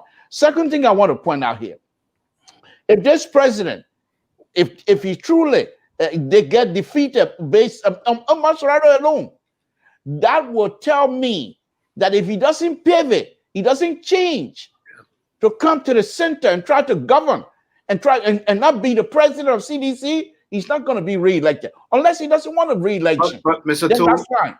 Then you can continue with it. But Mr. from Toole, all indication, yeah. I think this president wants to be re-elected. But you have to understand that you are leading Liberia, young Liberians that are sophisticated. This is not two-way party time. You can't say, I say, therefore, it ain't happening. They're not going to let you do that. So, Mr. You Toole, have to project yourself as someone who is powerful, but at the same time, who has the ability to gravitate towards the grassroots. That's where you're coming from. That's where your strengths are. It's not by you calling people names and everybody else considering people enemy of the state. That is not going to happen. Now, one last thing I want to point out here, Mr. So, before we move on. This president, let me go back to this point again. If going to Grand Bassa Council, if it is true, going to Grand Bassa Council today, if it is true. Of course he did. Then this president, perhaps, is not quite ready to come to the center because they said there's an election. Why are you running to Grand Bassa Council when the people have not announced any kind of result? Why are you going? You're supposed to be the father of everybody else. You show that responsibility. I've always asked this president, give your shoulder for everybody to cry on because you, the president, as the father of the Republic of Liberia, you have to understand that, whether you're young or not. If you don't do that, 2023, we will flog you. You saw me dancing here there before yesterday. I was dancing. All three of you saw me dancing. And my dancing has come to pass. Why you didn't show up yesterday? Why you didn't show up yesterday? On the day before. Man, Mr. So, please, I don't want to discuss that. I don't want to discuss that aspect of it. Just leave that man. But here's the problem: is see that with CDC. The gamble that person we did in Bond County, I think it will backfire because the exit pool we get it from there. It's not influenced CDC. Then in Nimba, it backfire. The exit pool from there. Bond County, I heard every snow is struggling. To be honest, I heard him on the radio, and what he said President Weah is his personal friend, but he said for President Weah to go to Bond County and carry 100 bags of rice and add Ellis Tallow hand up in bombing. He said that to do business with President Weah, because he said from the exit poll, he's going to win. He said, but if the final announcement is made, and he said to do business with CDC government or President Weah, he said, well, he got to think 10 times. Yeah, but let me catch you there. Let me hold you there. Let me hold you there. Isn't that a dangerous politics? It becomes personal. You know, it becomes because like becoming personal. What makes it personal? President Weah goes in and supports a particular individual. At the end of the day, the people will speak. The voters will express their views, and somebody's elected. How can you hold that against the president because he didn't support your candidacy? Isn't that childish? Well, he said, well, you and myself, I would look at it from a different perspective. Yeah. But that's how you look at it. And look at the situation Magibi, the former speaker, Nukwe. Yeah. If I could make any prediction, he's the only person I can make prediction based on the information. Nikwe is clear, but I kind of agree with Professor Zawlo, and we always disagree here. But let's be honest here. I think the president, what happened, and this is where the worry of the president kicks in here. But he's going to campaign for his people, obviously. Anybody can do that. It's normal. It's normal. Okay, yeah. You understand? This is why he worries about. That's right. Now he had gone to those places and lifted the hands of those people. Yeah. And if those people do not succeed, then that's where it's like, so the opposition can easily make an argument that literally the president is on the ballot.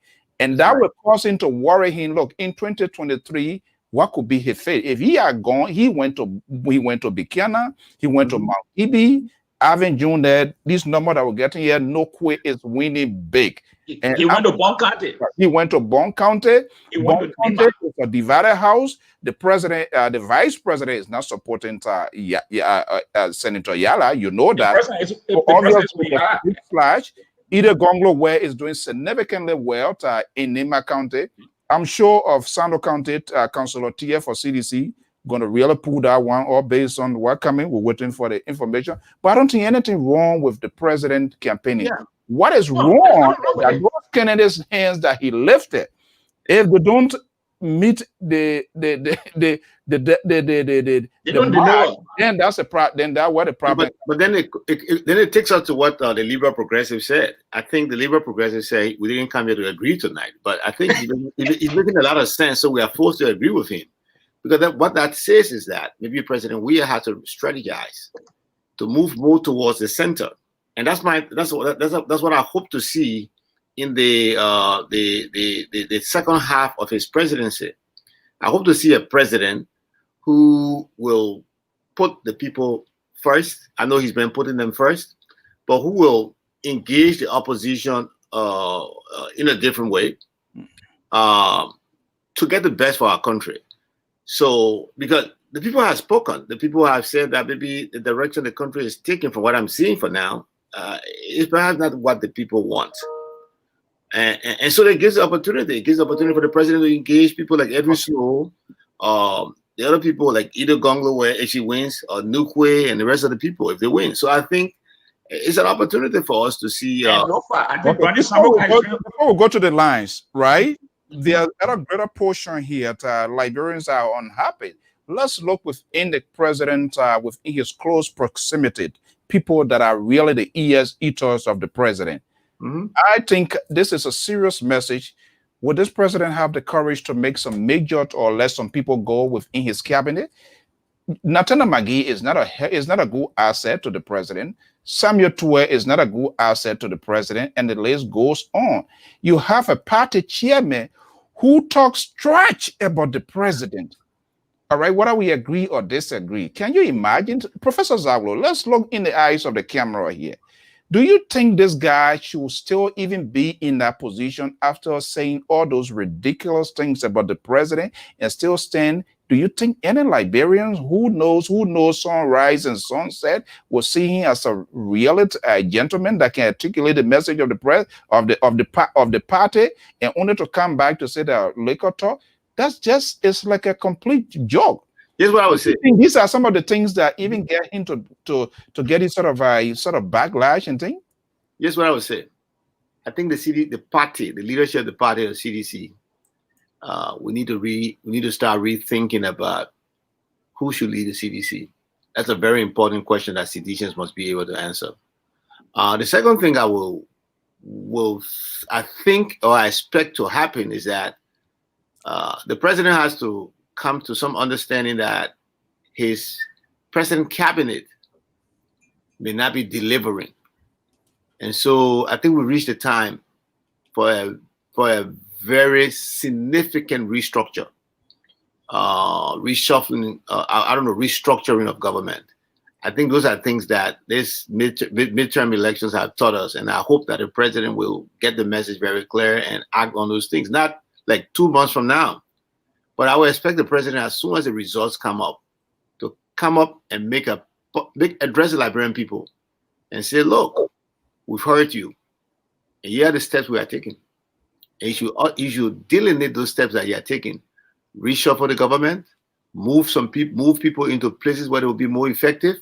I don't know whether Nathaniel McGill and Samuel Tuel are the problems of this government. I wouldn't agree with that. I think Nathaniel McGill is doing a wonderful job. I think Samuel Tuel is doing a wonderful job. I don't know whether these are the targets.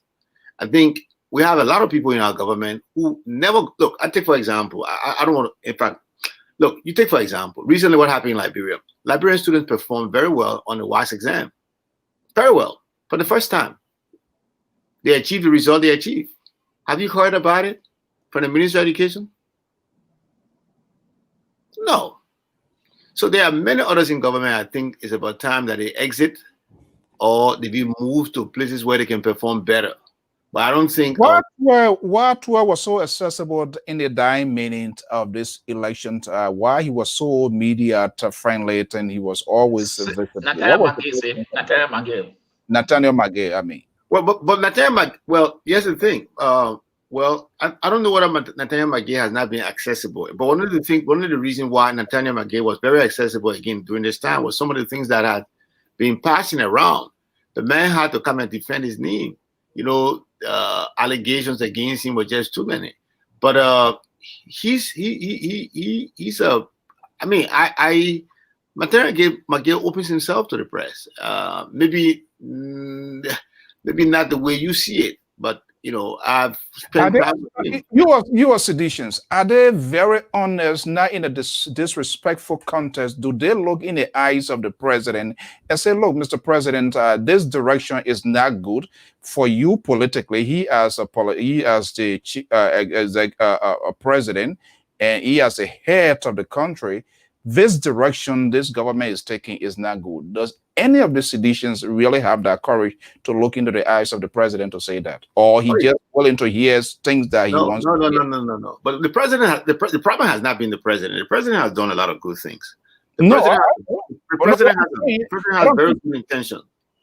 The president wants to see Liberia develop. So I won't put the blame on the president. I'll tell you one thing. I think the problem comes from downstream. It's not an upstream problem. It's a downstream problem. But I'm saying those are the people, because we don't expect the president to come down. Those that are down takes the information to the president. They process the information. But they're not performing. And the process of the information, how accurate that information. So look, let me tell you something. I mean, you guys, Mr. Toole, Mr. Josh, you know our Liberian political system. For a ruling party to be losing the way we are hearing that we are losing, it's strange. What does that suggest? You got all the resources. It basically suggests that people who the president have trusted are not performing efficaciously. They're out of. So then, what he needs to do now? Yeah, who should take responsibility? Well, that's what I said to you. I said at this point, if I was in the shoes of the president, what will you do? I will announce a major reshuffle on the day the results are announced. Reshuffle, dismissal, which one? Reshuffle, you maybe dismissal.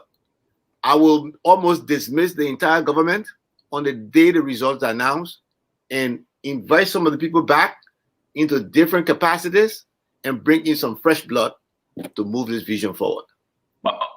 Professor, let me hold you there. In Magiri, I think when the president went to Magiri, and he was addressing the audience there. Okay, let's see here. Let's go to phone call here. Let's see here. No, Mr. So hold on 1 minute, please, if you don't mind. Before you go taking the phone call, let me just make my point on this question you asked. You don't want to silence me here again tonight, please. We're not going to go through that again. Hold on 1 second. Let me just say this here, Mr. So. On this issue, this president, if I was someone who was close to him and advising him, I would tell him to, if it is a defeat, if his party has been defeated, he should accept this defeat as a good thing, because now he can use this defeat to tell his partisan to say, look at what we did, because the president vigorously campaigned for every one of the people that he wanted in his position. He didn't sit back. He didn't hold back. So the Liberian people, even partisan themselves, knew that the president was working hard for them.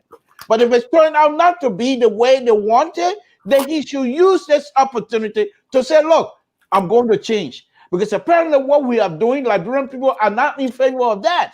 Let's find other means to make sure that we govern.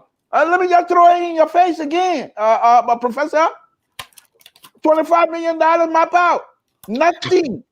$16 million. Nothing. They were supposed to bring up ship for the light in at the Freeport. Nothing. They were supposed to bring fish from Senegal. Nothing. The Bumbaba from how do you call it? The West African place. Nothing. They were supposed to coastal highway. Professor, am I missing something? Yeah. Nothing. The COVID-19 relief fund. The president, if he wants to re-election, he better listen. COVID-19 relief fund. Okay, let me go to the line here. Caller, are you there? Yeah, okay, go ahead. We gotta do it as fast as we can. Go ahead. Your question, please. Or your opinion, your view, whatever you want to express. I am Sarah's business. Mm-hmm. So if I would take you from the professor, he usually was like the president is doing wonderful. Can you lower your other monitor, because I think you have another monitor on? No, I don't have another monitor on. Okay, go ahead. Yeah, so if I take you from the voice of the professor in studio, the president is doing wonderful. You and I know the word wonderful, it means he's doing good. So if a leader is doing good for his people, and he goes and lifts up people's hands, the hands, do believe that the people are definitely going to, vote for the candidate for. Your sound is so low. I don't know how you're talking. Go ahead quickly. You guys hearing him? Yeah. I'm hearing him. Nice bad. George, you are keeping the power. George, you are lift up your hand. Let's take, for example, Thomas Farah. He lifted Thomas Farah hand. Thomas Farah was just on the playing field selling. But because of his popularity then, because of the belief that George love for Liberia, whoever hands that the president lifted or George then lifted up, that person was victorious. So after 3 years, look at his performance.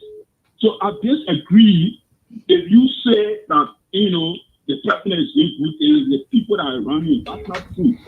They said, show me your friends and I'll tell you who you are. Okay. That he is satisfied with those lieutenants around him because they are the ones who sit in the public, get the country resources, use it, take it for him, and he himself, bear the condominium, and as a result of that, the people got angry and vote against the candidate hand. And let me just make this point and do something. So look at the mysterious deaths that are taking place. Look at the stimulus package. Go to EM. Look at the 25 million that transfer. So there are a lot of things that are going on in that particular country that the people are not satisfied with, and that's how they.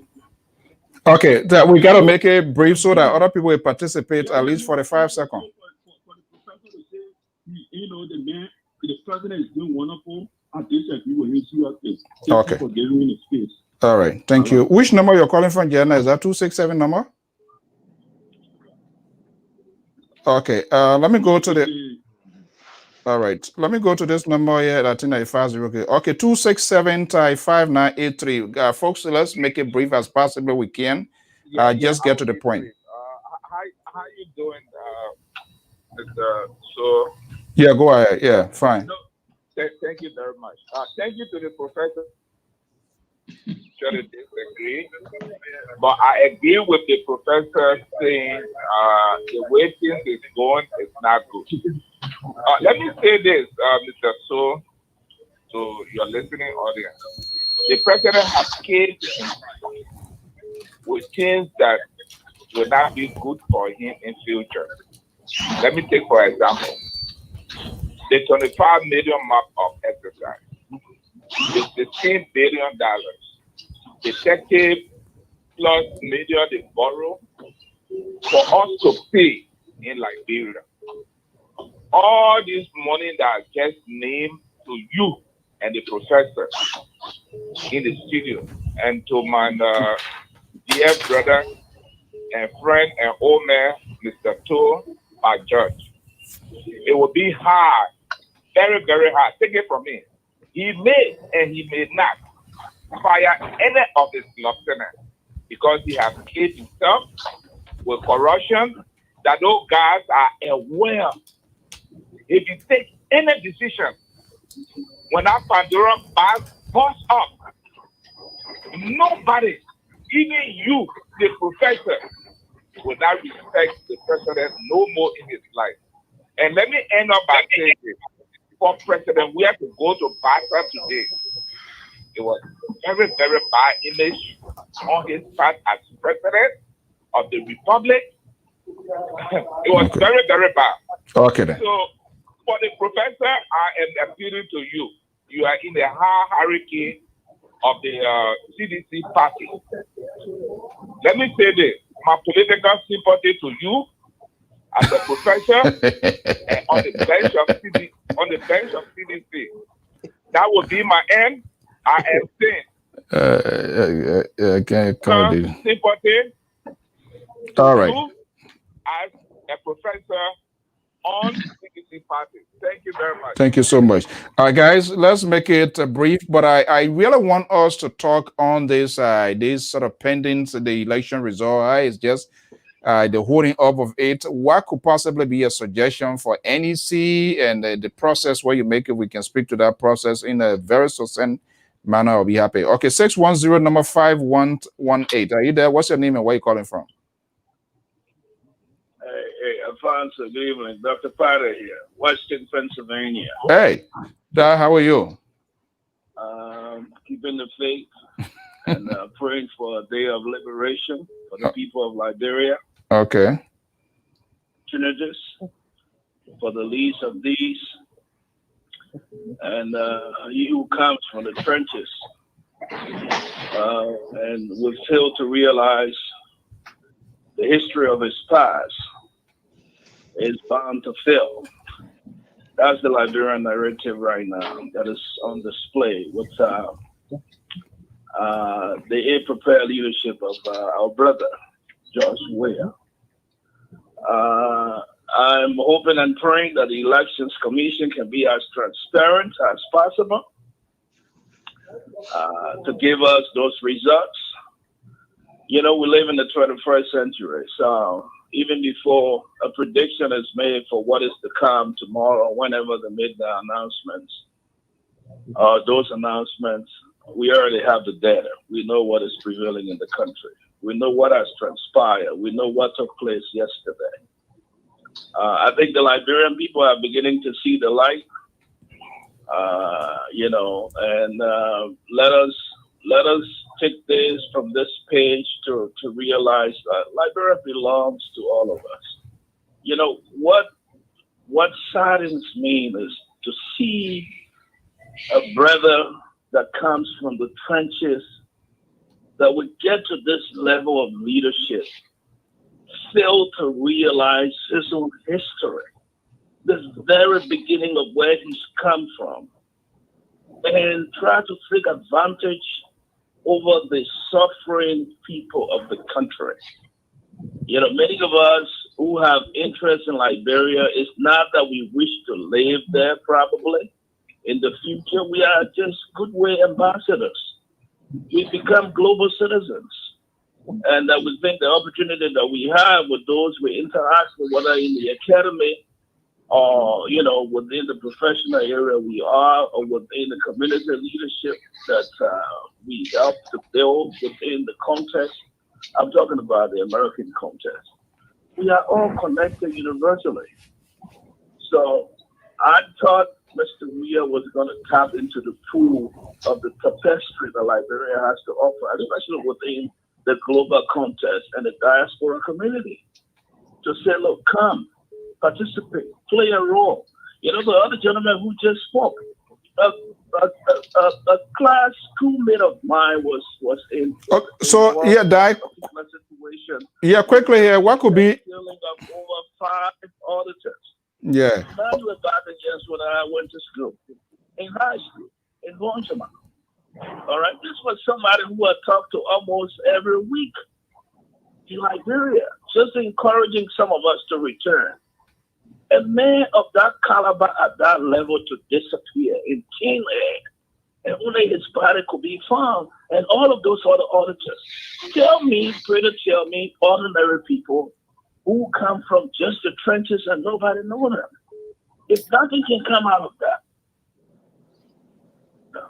it should tell you something, that a man who is the head of state can go to an event, a ceremony, be victim, something to express, to identify with the people, to sign a book of condolence, and say people should what?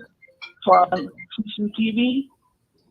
I mean, it should tell you the insensitive nature as to how this brother is reflected in his mind.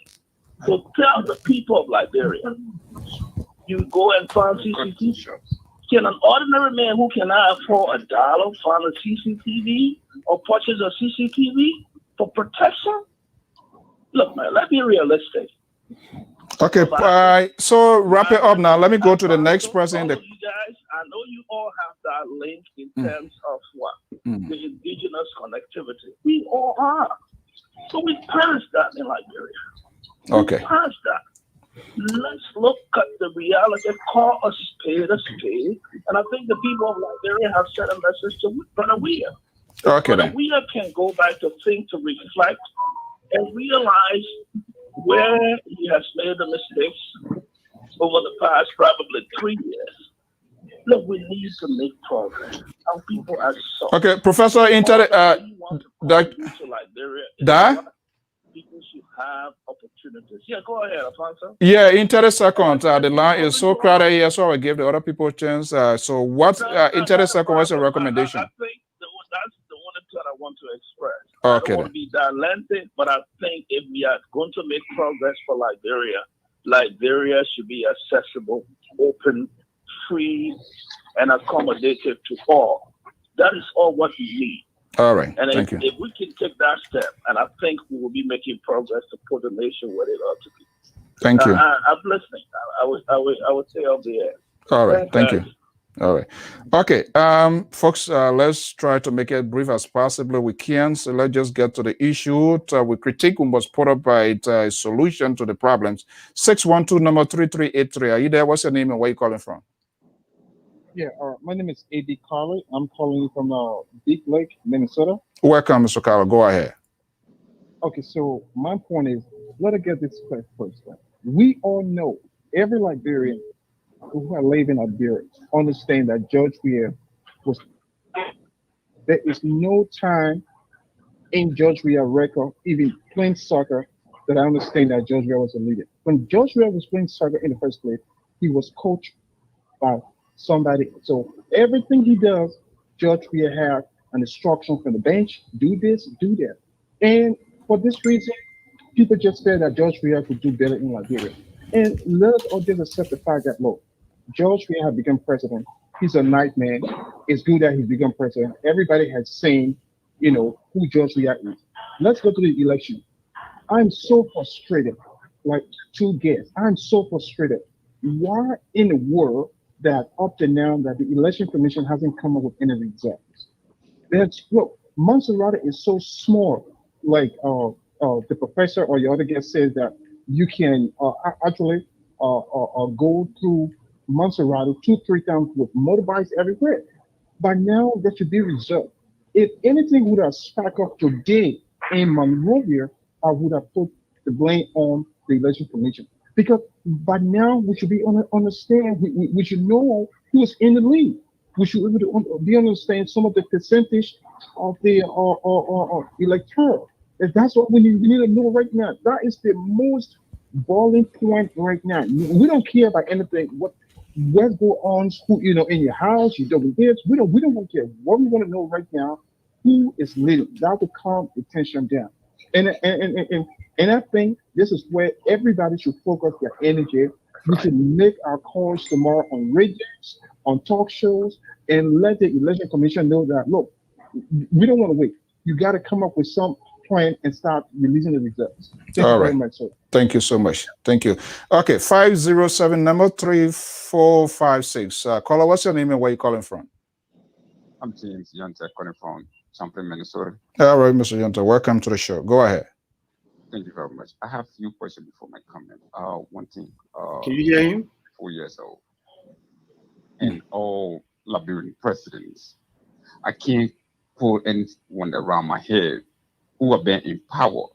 And there was no complaint about corruption, or no complaint or no leadership, or no complaint about don't know anything about leading. My question to all of you on this platform, to the listener, what happened to all these leaders and educated people that Liberia produce? Doctors, lawyers, and all this. Why are they? That the only time we complain when somebody is in power. And sometimes I feel that something we can do that we won't even have the thought of doing. When somebody try to do it or get themselves into that position to do, and we begin to criticize instead of find a solution. And the thing here is, like from Tetman time to this time, we still don't have one president where we can count on. And up to this time, we don't even know who we can put there tomorrow that will be better. What are we missing? Is higher education? Or is because what I see in Liberia is not only the president that runs the government, but I'm not seeing community. I'm not seeing people going to the representative, the senator, and tell them that this thing needs to be done. Majority of the time, I see people pointing their fingers at the president. What happened to the representative, the House of Senate? Those are the people who make the laws. Those are the people who enforce the thing. The president cannot pass this law and make all this thing happen on his own. So quickly here, and these are very valid and legitimate questions, but for us to make progress and go to other people here. So quickly, let me just ask you, are you saying the concern or the people are complaining for no reasons? Is that your point or what? Or they have not been complaining in the past? My point, my point here is this complaints has been decades, but we still put these people called representatives and Senate, we elect them. But then we point our fingers at the president alone. But these people that serve or as a representative, what are their positions? Why can we go to these people and tell them the reason that we put them in power is to work for us? Yeah, but let me just tell you upfront now. There are two scenarios involved, right? The executive has our own responsibility and the legislative branch have our own responsibility. What we can do to our lawmakers, if they do not really do what they are elected for, they are one option. We just wait for their turn to expire and we make wise decision to either vote them out. But with the executive, you know the executive, if not all, 80% of the power in terms of appointment, dismissal lies within the purview of the executive. So when things are happening within the civil sector where the national government should take lead, and if they can't do it, then of course that's where the complaining of the citizen come in. But anyway, thank you so much. Do you have a recommendation to make before I go to the next caller? Yes. What I think we can do here, most especially the young people. The young people need to look in the mirrors and take leadership serious. Okay. Let us stop being spectator. Let us partake in these things like, okay, you know what, we should stop being bodyguard for all these people that have been in government for a long time and we try to do things ourselves. And dreamers and visionary need to come on board and carry the to the next level. All right. Thank you. All right. Thank you so much for your participation. Okay. Remember, views expressed here is not the views of the management and staff of the Liberia Public Radio, but we're here to facilitate this high-core conversation. Let me go to the next number here, 978-6173. Please make it at least 30 seconds so that other people will have the chance to speak. Caller, what's your name and where are you calling from? Oh, how are you, Alfonso? This is Sam speaking from Massachusetts. Hey, Uncle Sam. Yeah. Okay, the way you clear your throat, so you know that. Yeah. Go ahead. By the time you reach to us, you always give us 30 seconds. The other people eat all the times, so and then I have to clear my throat. Okay, go ahead. But, let me just start with my. You are a contributor here, so go ahead. Yeah. When does a candidate concede to his colleagues? And let's just put it in our context of what we have in the United States or in the Western world. When the Hillary Clinton conceded, to Donald Trump, she waited, until they could declare the election result, and they satisfied it by the Secretary of State, or she did it, when they got 90% of the result, and she felt that she was behind a certain point. When do they do that? And the reason I asked that question was that there's a call in here that people are saying that, the result cannot be announced until election commission, and you understand, go and satisfy the result and all those kind of things. These are formalities. It's just that anybody going to school, graduate, waiting for their, and graduation day, and it's an argument that one of the panelists is making that we had to wait until election commission made that. Yes. Let me give you one example. If you listen to Edwin Snow today, hello? Somebody talking to the background. Somebody monitor, please. Those of you that are monitoring, please lower your monitor or you're watching TV. If you can lower it, that would be good because it comes right back. Yeah, go ahead, Mr. Jackson. George, we were able to call Edwin Snow, and to congratulate him today without election commission, and satisfying the result. According to Edwin Snow, he was on Spoon TV. You understand? Now, I want to just add, to something. If we want to establish trust, peace, and security, I feel that Georgia should be able to build that trust by now from this election result. And he could have been one of those looking at Monserrato to say, look, let me just call Dillon to say, Dillon, congrats. To allay all these fear about people coming up tomorrow, about this person, something. If you are a leader, you decide to take responsibility, other people follow.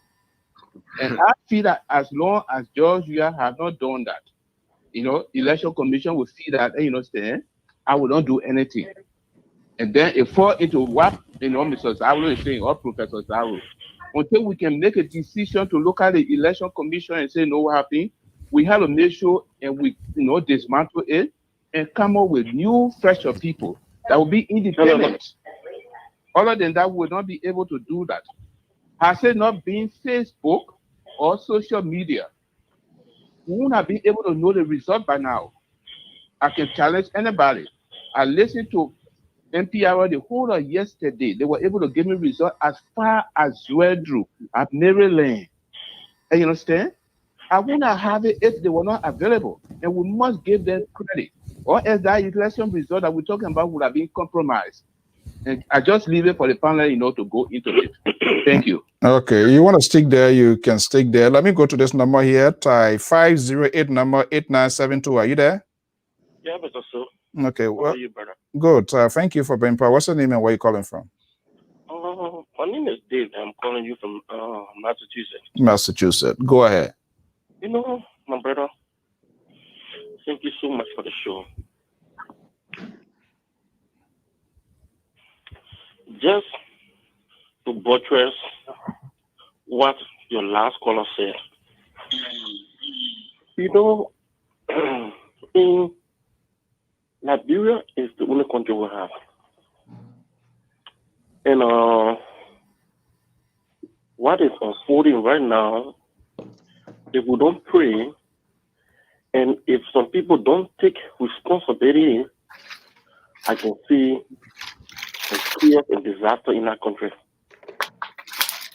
What would it cost for the National Election Commission to call the preliminary result ASAP as soon as possible. It is glaring. CDC, the Liberian people went to the ballot boxes. They said, look, we are tired. Just what the professor said, I agree with the professor. It's time that we are retrospect. After this election, fire the entire damn cabinet. Oh my goodness. Fire everybody, let it go home. Let it take 2 weeks off and retrospect. Find new people and change the course of the whole damn government. The Liberian people are suffering. You know that I know. This man, one single man, ever down, they don't challenge the entire government and they are going head scatter. It is scary. This man won the thing. You're calling and saying, look, congratulations, come and work together. That's just it. Anything other than that, my brother, nobody wants for that country to be destroyed no more. The election commission is not capable. And after this election, the entire election commission should be dissolved and they try to put in new people. Not so, Mr. So, 2023, this is just the little one of the iceberg. Okay. It will be very, very wicked than what is going on right now, my brother. Thank you so much. Thank you so much. Thank you. Okay, let me go to this number, and after this number, I got to go back to my guys to get the reaction. 774 number 7611. Caller, what's your name? Where you calling from? So I guess you'll be overwhelmed by people from Massachusetts today. Yeah, Bay State. My neighbors are flooding in here tonight. Bay. I will be very brief. I understand you don't have a lot of time. The first thing I want to say is people have to understand something. The way our government works, the president controls everything. The reason why people call the name of the president, because everything rests with the president. Whatever he decides is the direction the country goes in. So he has a great responsibility because we designed the government that way.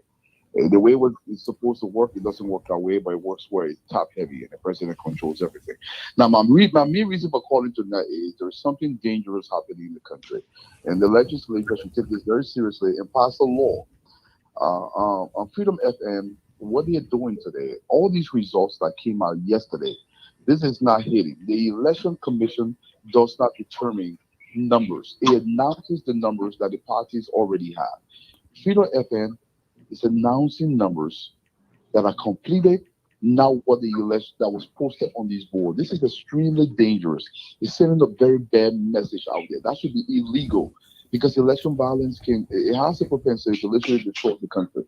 It has to be stopped. This is not a joking matter. You cannot go on the airways and tell people numbers that are not real. The numbers are posted. Yesterday, they refused to announce any number. They generated these numbers, and then they're announcing numbers that are contrary to what was posted on these boards. My thing is dangerous. If any representative is listening or potential legislator that's going to the House or Senate, it should pass this law. It should be illegal to announce false elections results for any radio station. And that's what my call tonight. And I hope somebody can comment on it as well, because this is very dangerous. Thank you so much, Mr. Zoe. Thank you so much. Yeah, Freedom FM is like a Newsmax on this side, I'm telling you. Okay. 7713 number 3953. Caller, are you there? What's your name and where you calling from? Yeah, I'm here. So this is Hello. I'm calling from Houston, Texas. Hey, come on. Yeah. What's up, my man? Well, I will look forward to just a couple of points. I won't be long. One is that there was a caller who talked about what one of the people telling the representative, they should be pointing finger only at the president. I've been on Liberia 5 years now. When I was in Liberia, we used to visit our representative office, or we used to invite him. I live in someone else. We used to invite the SK to come have a conversation on and tell what he's doing there. We would ask questions. And I remember we used to ask tough questions, and he would tell us exactly what's going on. When I was there, Richmond Anderson was my representative in district number 12. So people in Liberia, just to tell the caller, people in Liberia talk to the representative. They tell the representative what they want them to do. Some people do it through letters. Those are in the president, invite representatives like U.S. campus to come and discuss it. They do it in so many ways. But the reason people pointing at the president, like the last one I said, the government is designed a way that the president controls almost everything. So people look up to the president to set the standard in the society, set the example so that when people say, oh, the president is not corrupt, or the president is this, and the country is going this way, the great way, you see everybody will follow that. Even today, those who are wearing clothes, you see everybody wearing that same clothes. It's designed everything. So that's how the country or the country government has been set up. So that's why people complain about the president on a daily basis. Like the other caller says, anything the president called anything to congratulate, and they have not even certified that result. So what they do so long for Monserrato? Monserrato is developed than most of the counties. We have one over the place there. And the result was posted. Yeah, hold on 1 second. After the caller, we're going to come to you, man. The result was posted on the board. People took the result. And like for me, when I did, I worked when the 2011 election, the 2005 election. I work at St. Teresa Convent, the other time at Snow Hill community. I work there. The election work is not hard. I think that's how one of the best things in West Africa. When the election is over, we put the result up. We tally it, everybody carry a seat. And those are the results that people will look at. So what's the big deal about the whole thing to be holding so long to be now? And my recommendation here is that before I drop it now, I think we should visit the appointment of electoral president, election commissioner. I think we should start electing them. It should be the president. Exactly. All right. Thank you. Very much. Thank you so much. Thank you. Okay. 763. I go back to Uncle Sen for a remark, and I go back to the guys to respond, and that we're going to be 763 number tie 0460. Are you there? Hello. Yeah, I'm here. Okay. Ty. Good evening. Ty. What's your name? Welcome to the show. Thank you. I'm here Dixon from Minnesota. Mm-hmm. Well, I just want to give my little input or concern. Yeah. Go ahead. With the election, we've all seen some counts and stuff for the election.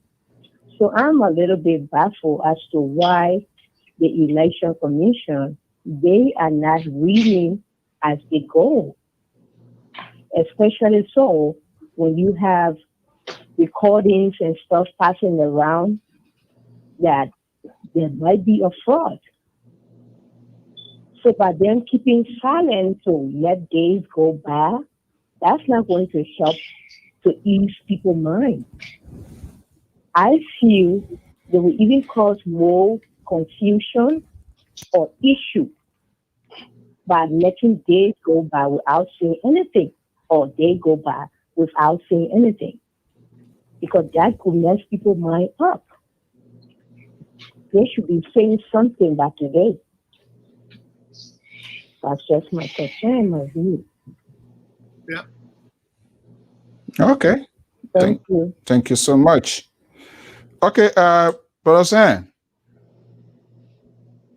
Hello, are you talking to me? Yeah. Before I go back to the guys, because the video audio and the phone audio, they are two different things. Before I go back to the entire, is there anything specific probably you want to put forward, or you want to mention that you didn't talk about?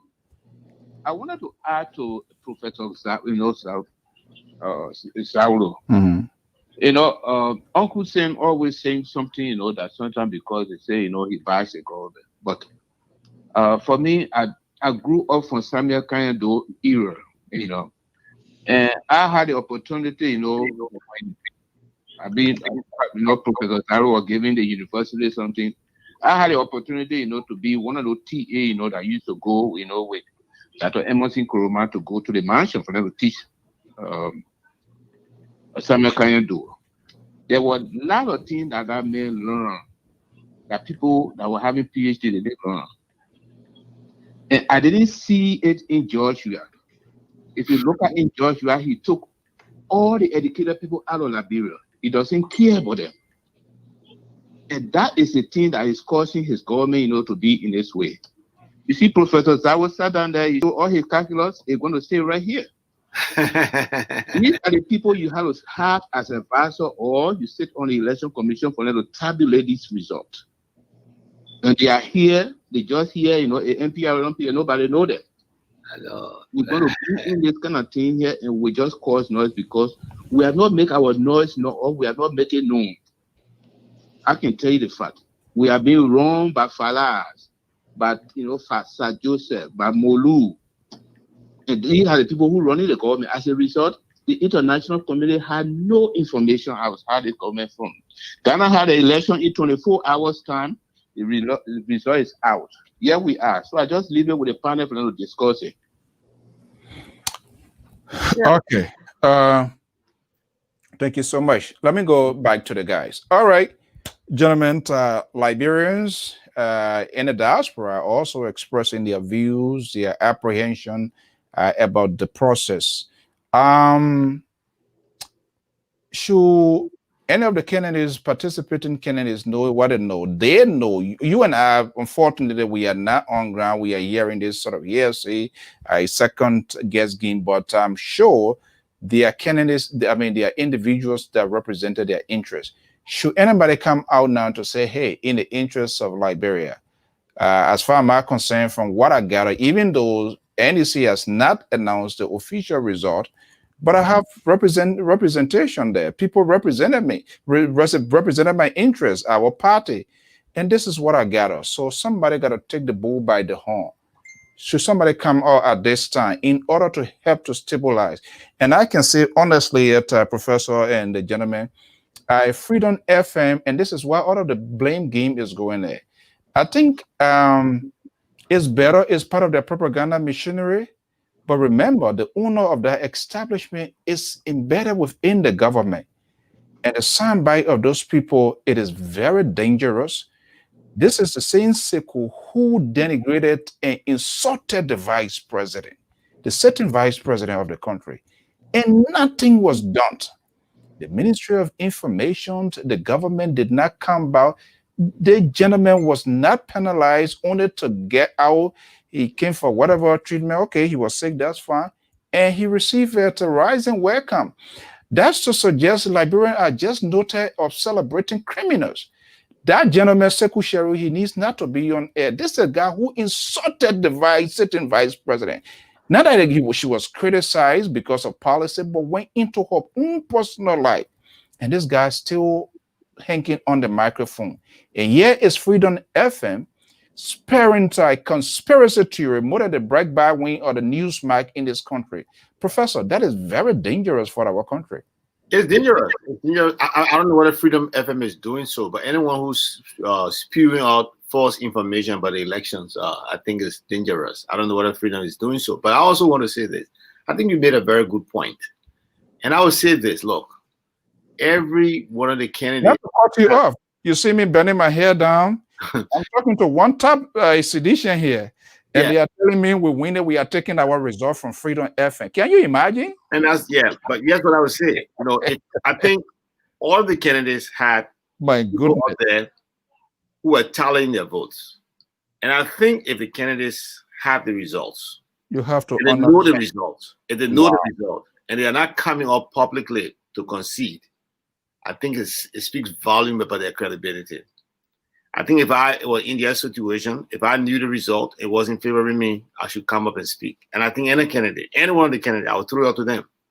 If you know the results already, and you're choosing not to speak, that's dangerous. Make a guess game. Yeah, who you think should come out? Well, I don't know. I don't know who's losing that, because that's what I'm telling you. What I told you is that from the information I'm gathering is that I haven't seen all the tallies. I haven't had the opportunity to take all of them and put it together. I've been receiving tallies here and there. And what I've been told is that certain areas, we haven't seen the tallies from those areas. And what we've been hearing is that we won big in those areas. I don't know. I don't know. And I'll give them the benefit of the doubt too. What are some of those areas that you're getting your information from? We hear that in the West Point area. I can tell you, if in President George, we are back here, Borough of Nukutan, Joel, how was it? We have the information here. Okay, well, I don't have it. In their own corridor. I don't have it. One big. So I'm trying to find out where else we can pull numbers. But you remember that in my initial statement, I said that based on the results that I saw in other areas, I'm skeptical of a win for the CDC in Montserrat. I'm skeptical, but I'm not 100% convinced because I've been told that they have numbers from those areas and the numbers from those areas look good. Now, if I'm being deceived on that, I don't know. But, you know, like I spent a lot of time, like, for example, the results for McGibby, which became very clear last night. So there's no question about that. And then I heard about results from, like, let's talk about Nima, for example. The initial results that came from Nima said Ida Gonglo was leading big time in the Ganta area. And then somebody told me that, look, Ganta is Prince Johnson's stronghold. I'm saying, do you understand Liberian politics? Ganta is a minor area. Yeah. Prince Johnson is not necessarily not going to be strong in that area.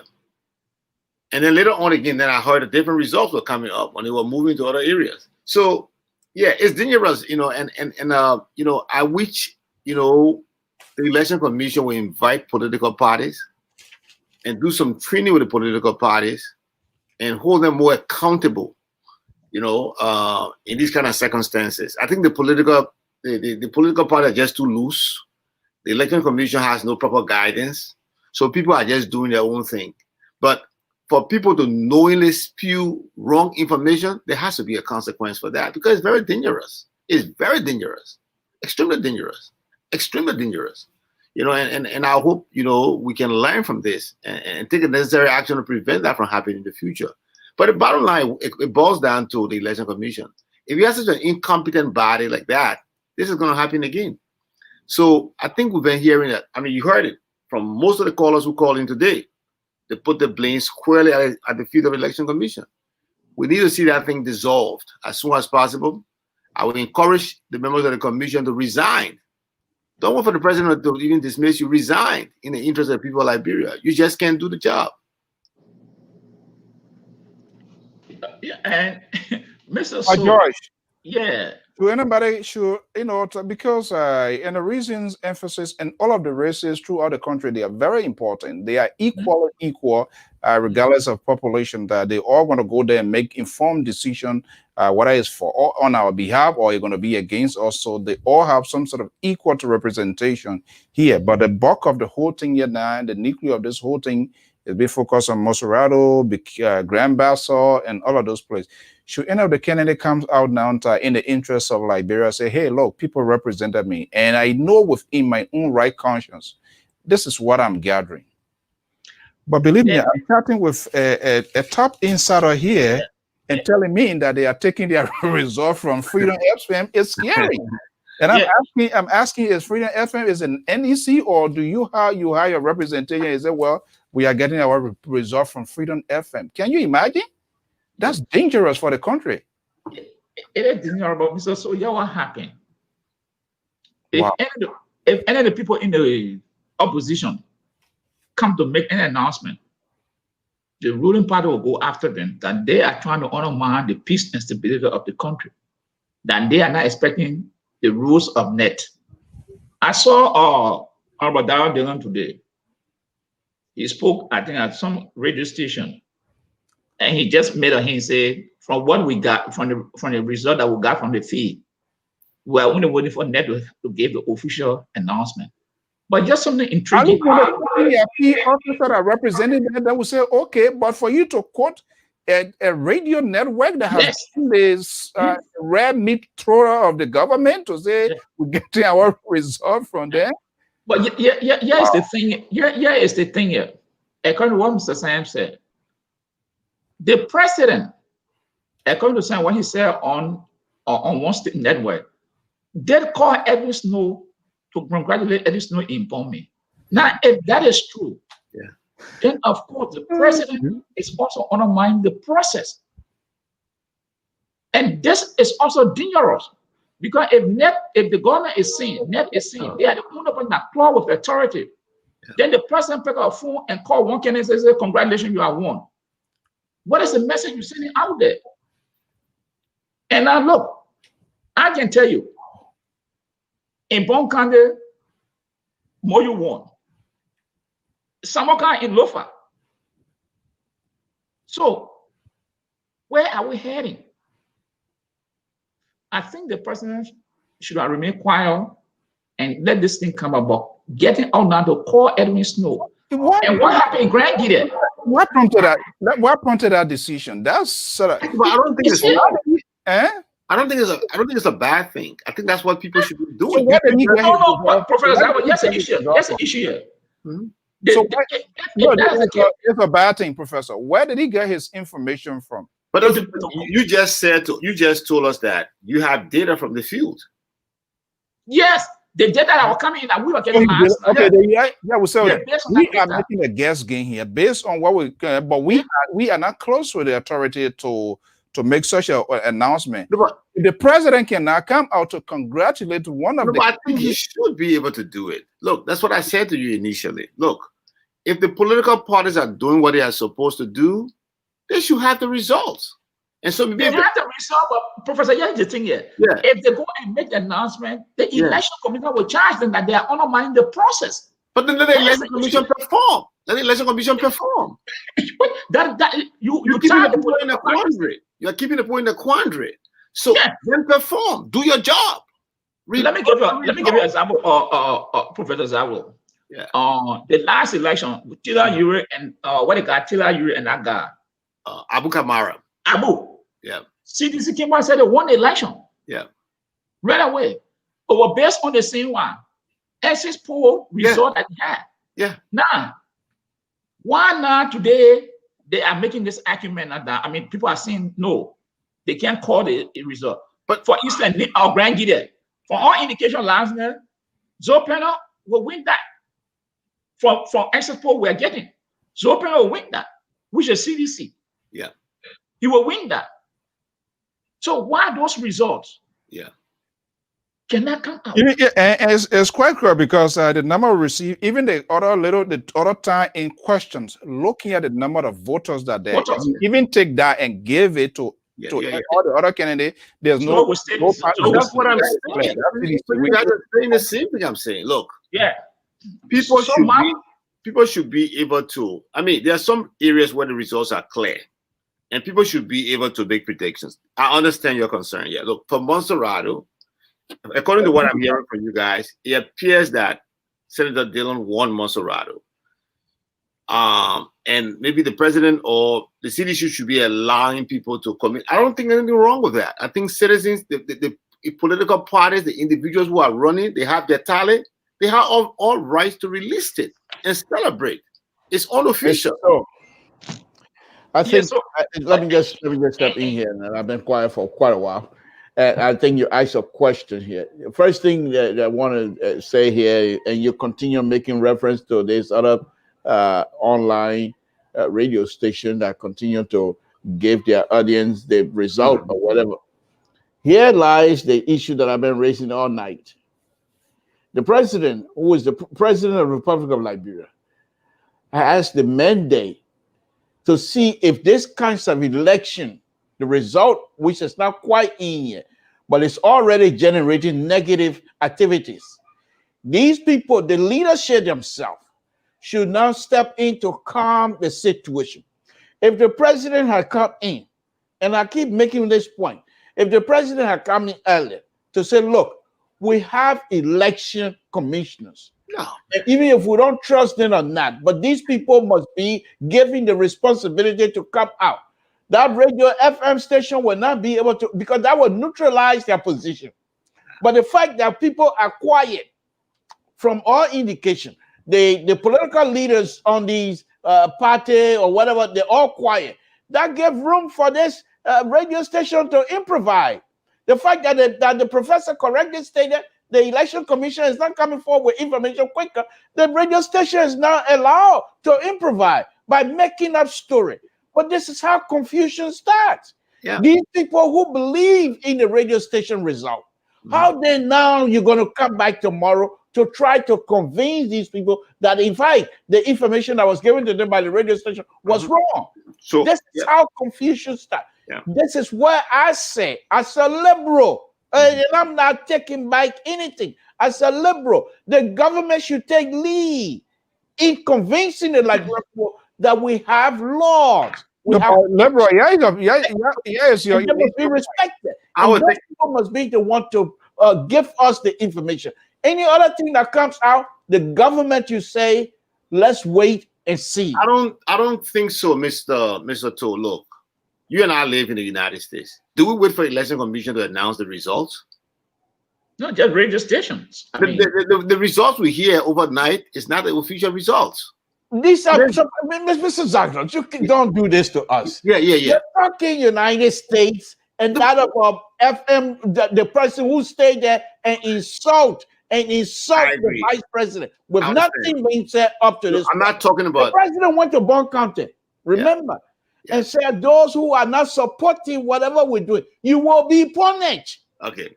Now, this is the same president that run today to Buchanan. Is he going over there to punish people? No, but let's get away from that. We can't just sit down and not try to look forward. We have to be very careful. These things have a tendency of turning out wrong. And we know who we are. Once we get to that point, there's no point of return. We do bad things.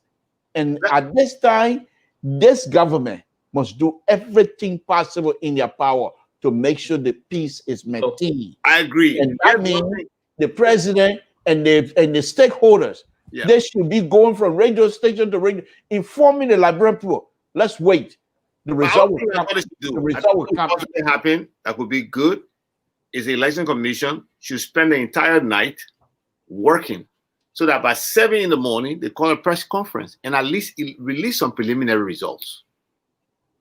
I don't think that's so hard to ask for them to do. I mean, can they release the results?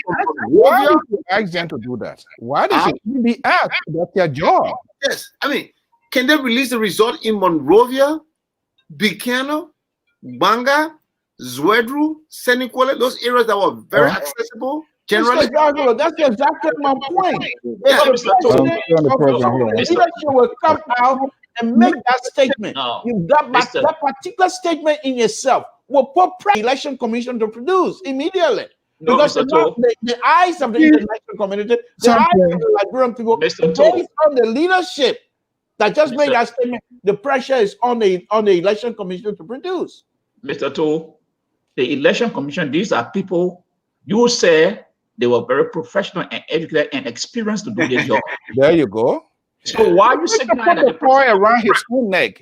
And why you saying that the person should put pressure? Folks, if you're listening, the true conservative, they're coming out of the woodwork right now. Why don't you see how they're going to attack my liberal position?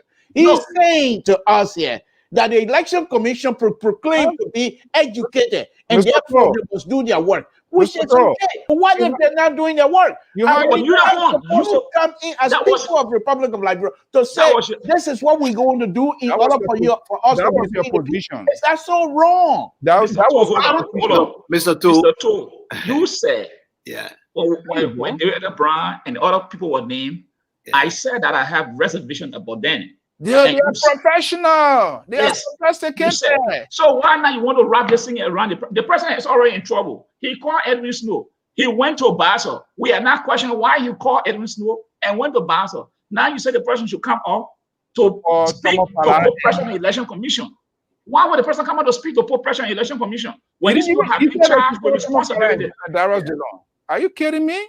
Why these election commission come back to you now and say, look, we have the ability, we're educated, we know exactly what we're doing, we just don't have the fund to be able to carry out this activity. It's too late. Mr. Tu, look, it's too late. If they come up and say they don't have the fund, people should initiate prison charges against them. I love it. Because of socialism, security of the country like that, and then you come and say no funding. Look, there are so many ways the election commission will fund its operations. Let's face the fact. Look, let's call a spade a spade. The election commission needs to be dissolved. We need to bring in more competent people there. Even if President Weah is going to do the appointment, he needs to ask for the resignation.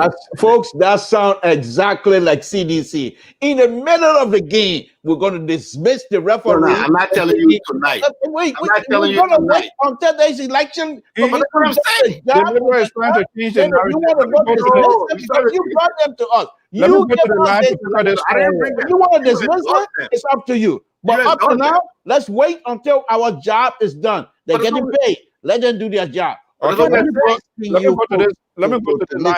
Let me go to this call. Let the educated election commission do their job. Let's wait. Don't let the radio station and the rest of the people try to ruin our lives, ruin our nights, and what have you. Those of us that can't sleep at night because of this thing, we need to have peace. Let the election commission do their work. Okay, let me go to the line with the 605 number. 605, are you there? Yes, good evening. Good evening. Yeah, good evening. What's your name and where you calling from? Good evening to the panelists studio and good evening to Mr. Tony, Mr. So for the discussion this evening. My name is Kevlar B.N. Gavi Jr. I join you from Sioux Falls, South Dakota. Go ahead, Mr. It's a privilege. So, having sat and critically followed the discussion this evening, I want to say kudos to the peace loving of Liberia. Thank you for going to the pool. Thank you for exercising and expressing your constitutional right through the ballot box. I think in the 21st century, that's one of the most and preferable place that we have the bullet to throw. If we want to throw the bullet, we want to change the narratives where we have the potential powers to do that. And I think the mandate of the people and the voice of the people was held.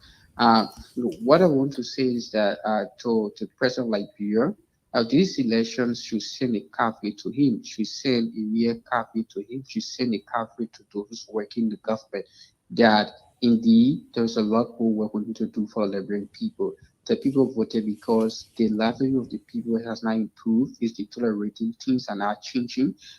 It's not changing for the good of them. It's changing for the worse on a daily basis.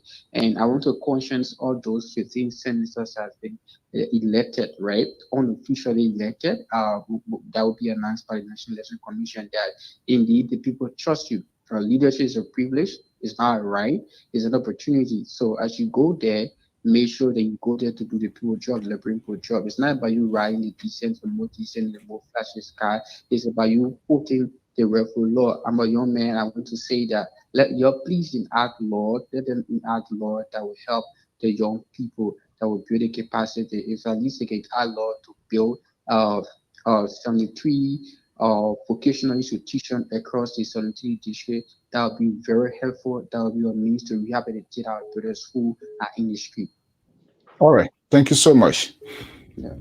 Okay, guys. No, I think we need to wrap up now. I don't think we're taking other calls. So this whole thing here now is like it has reached a point where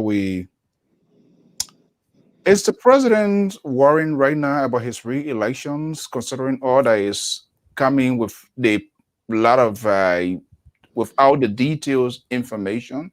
Is that something you think that the president deliver? Is the president worrying about 2023 now, his political future? Let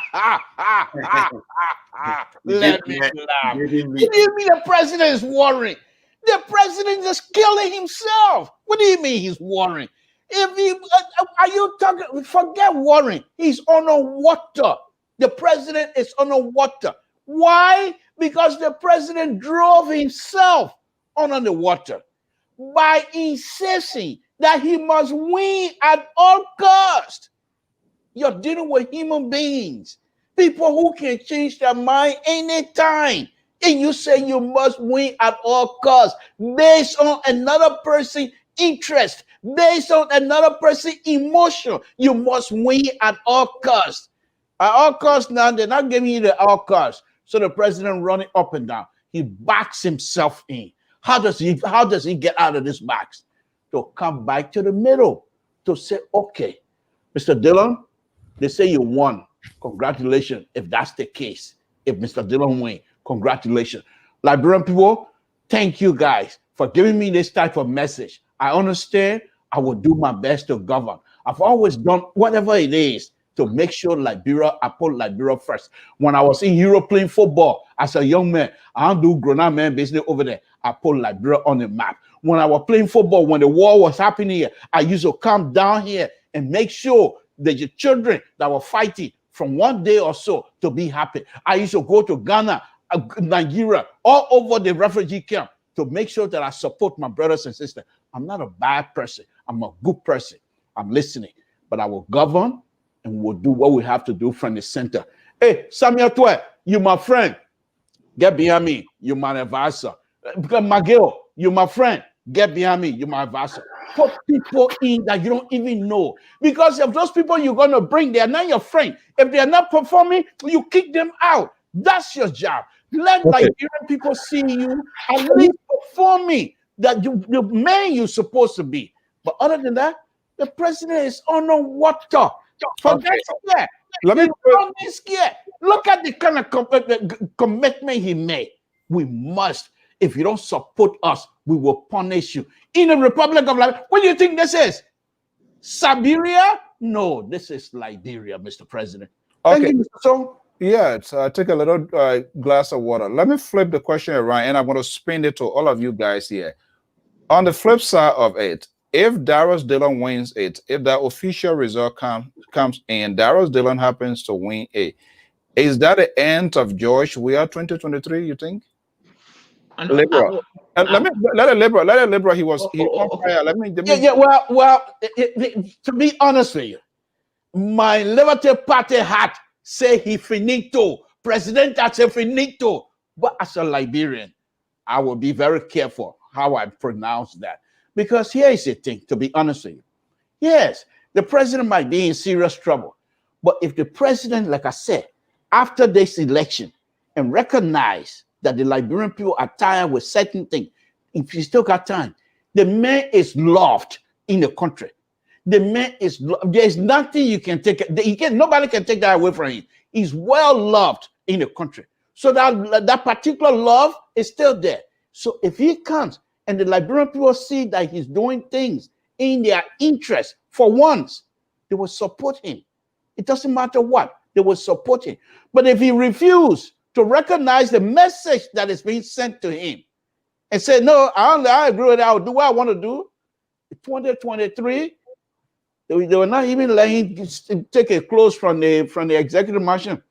They will be to the door and get out. You know, Liberian people. I say, my man, get out, man. You can't waste our time here. That's what they will tell him. But I hope not. I hope not, because the president, as far as I'm concerned, he's a decent person. Except people around him are not they put him in a bubble. People like Zachary or Professor Zachary, who used to talk to, I bet they used to talk because I know they're friends. Hey, they can't get to him now. They can get to him through somebody else. Because why? He's in a bubble. You need to get out of that bubble. Pa Joyce. Yes, you know. Is the president more or less worried about 2023 now? And is it too late for him?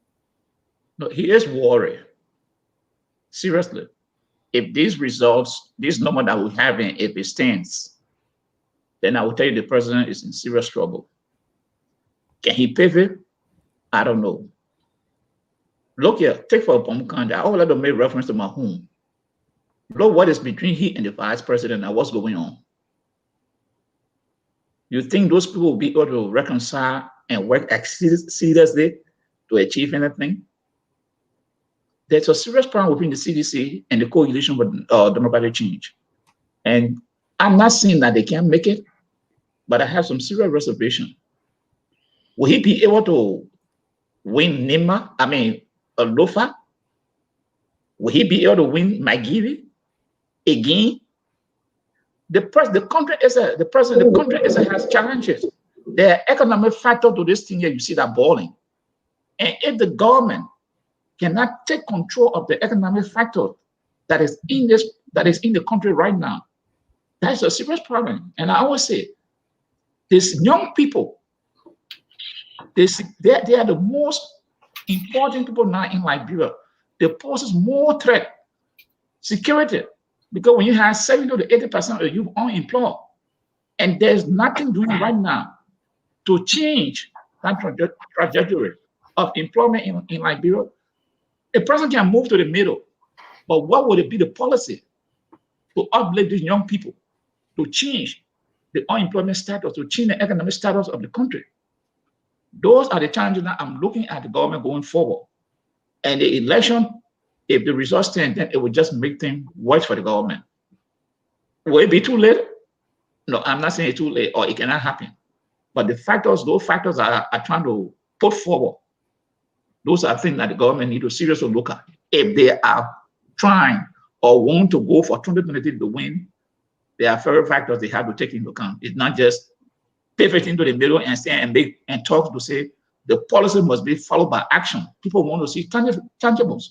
They want to see dividend because the country, the way it has gone, right now, any leader in Africa, the people want to see immediate dividends. And so if you make one little mistake, you are in serious trouble. And this is why Liberia now we are at a crossroad. Professor Zawulo. Yeah. You have perfectly from time to time, not only on LPR, but on international cable wire from the onset, you have defended, you have done your best to speak, to fine-tune the government's message. But I'm not sure whether they are even listening to you and other folks who have been really getting this now. What do you think is going on within the wall of the CDC ruling establishment? What are some of the conversations behind the scene you are hearing? No. Here's what I would say. I would prefer to comment on whether the president is in trouble, whether the president is worried. Here's what I would say. Look, I don't think the president is worried. Should the president be concerned? Yes, he should be concerned. If the results are the way Mr. George and Mr. To are suggesting, and also you, Mr. So, is suggesting, then I think it behooves the president to listen to the voice of the people. Look, if you listen to my interview that I did with the BBC right after the president's victory, I laid out some things. And those are the things that we in the CDC discussed. I said, we're going to work on unemployment to address the issue of the unemployment of Liberian youth. We're going to get into light manufacturing, provide more jobs, and things like those. I don't think it's late. I think 3 years is a lot of time to accomplish all of those things. So I think the president has an opportunity. I think if the result stands, to some extent, it is a bad thing that might have a potentially good ending, because now he's heard the people. Now it's an opportunity to go and fix the problems. And I don't think the problems are big. You know, we always say that, you know, in a country like Liberia, where there's a massive poverty, there's always a very small margin for error. As a leader, you get very unpopular very quickly after you take power. But equally so, it's not hard to please our people. What our people want is an opportunity to put food on their table. What our people want is to be able to pay their children's tuition, let them go to school. From what we are hearing now, people are experiencing some challenges in those areas. People are having some problems with putting food on the table. People are having challenges with, you know, getting their kids registered for school. You know, and those are things that need to be addressed. And they can be addressed by creating more jobs, by looking for more opportunities for the people. And you ask me, where's the money from to create more jobs? I think there's money in Liberia to create jobs. I think we just got to be smart about how we spend our money. And we got to make Liberians to not be spectators in their economy. So we got to start to see a shift from who is doing the contract. Are they spectators now? I would love to see Liberians more involved in the economy than they are presently. Google Fi, a phone plan by... Yeah, I would love to see Liberians more involved in the economy than they are presently, you know. It's easy to switch. So those are the things I would love to see. And I don't think it's impossible to accomplish. You know, obviously there has to be a realignment of the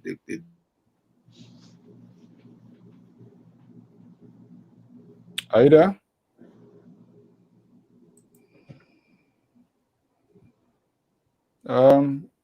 Professor, are you there? the president's lieutenant. I think it's doable. It's a, like Mr. Toh said, the president is extremely popular. He's a very likable person.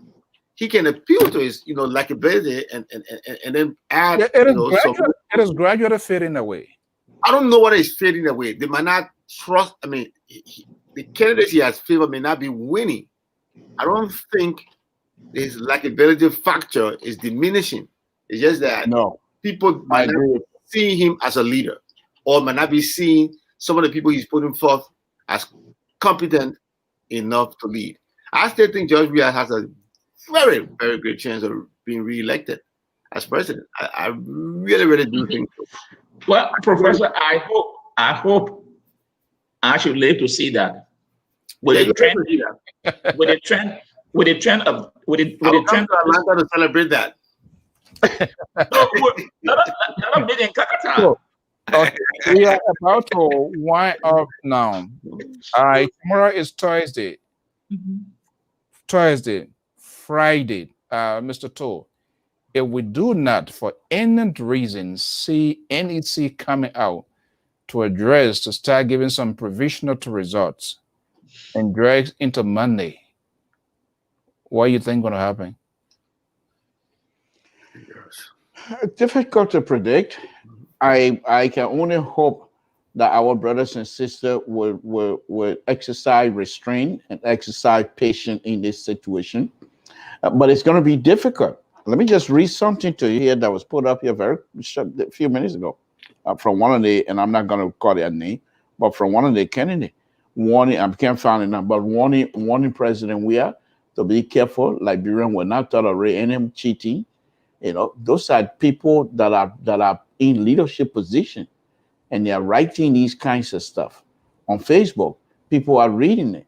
So when you have those kinds of statements coming out from political leaders, their followers are also reading these things, and they are gearing up for them to reject whatever result that might not be in their favor, because these leaders have already laid out a groundwork or to say we are winning and we will win.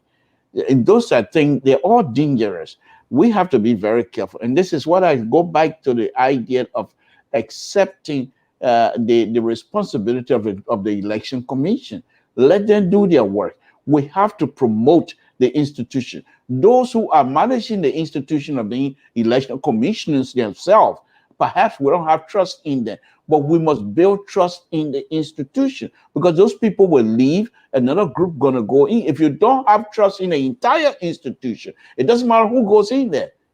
The trust is not there. And this is what I want us to differentiate between those who are managing the affairs of the election commission business in Liberia and the institution itself. I think if we do that, we will be fine. As far as the election is concerned, from now to Friday, hopefully by Friday, we have a clear indication who is leading. Yeah. Okay. All right, guys. I think it has been a wonderful conversation here. Any taking message that will restore hope, life, and restoration, peace, sanity. We are in a very consequential time. The anxiety, people, cholesterol, blood pressures is all over the roof because all of the red meat sound bites coming on the social network. People are jubilating, depending who you talk to. Everybody, like this person here right now, I say where they're getting their own result. That's quite amazing. I say where you're getting a result. We're getting our result from Freedom FM. Is Freedom FM is the NEC? Say wait and see. Okay, well, these are conspiracies. I mean, everybody got to keep courage of innocence. What are we taking home? What's the final message? So my final message would be, Liberian people, one, I will commend them for displaying great citizenship and to encourage them to remain calm. Knowing President Weah, I expect the results to be the results that will be announced will reflect the will of the people.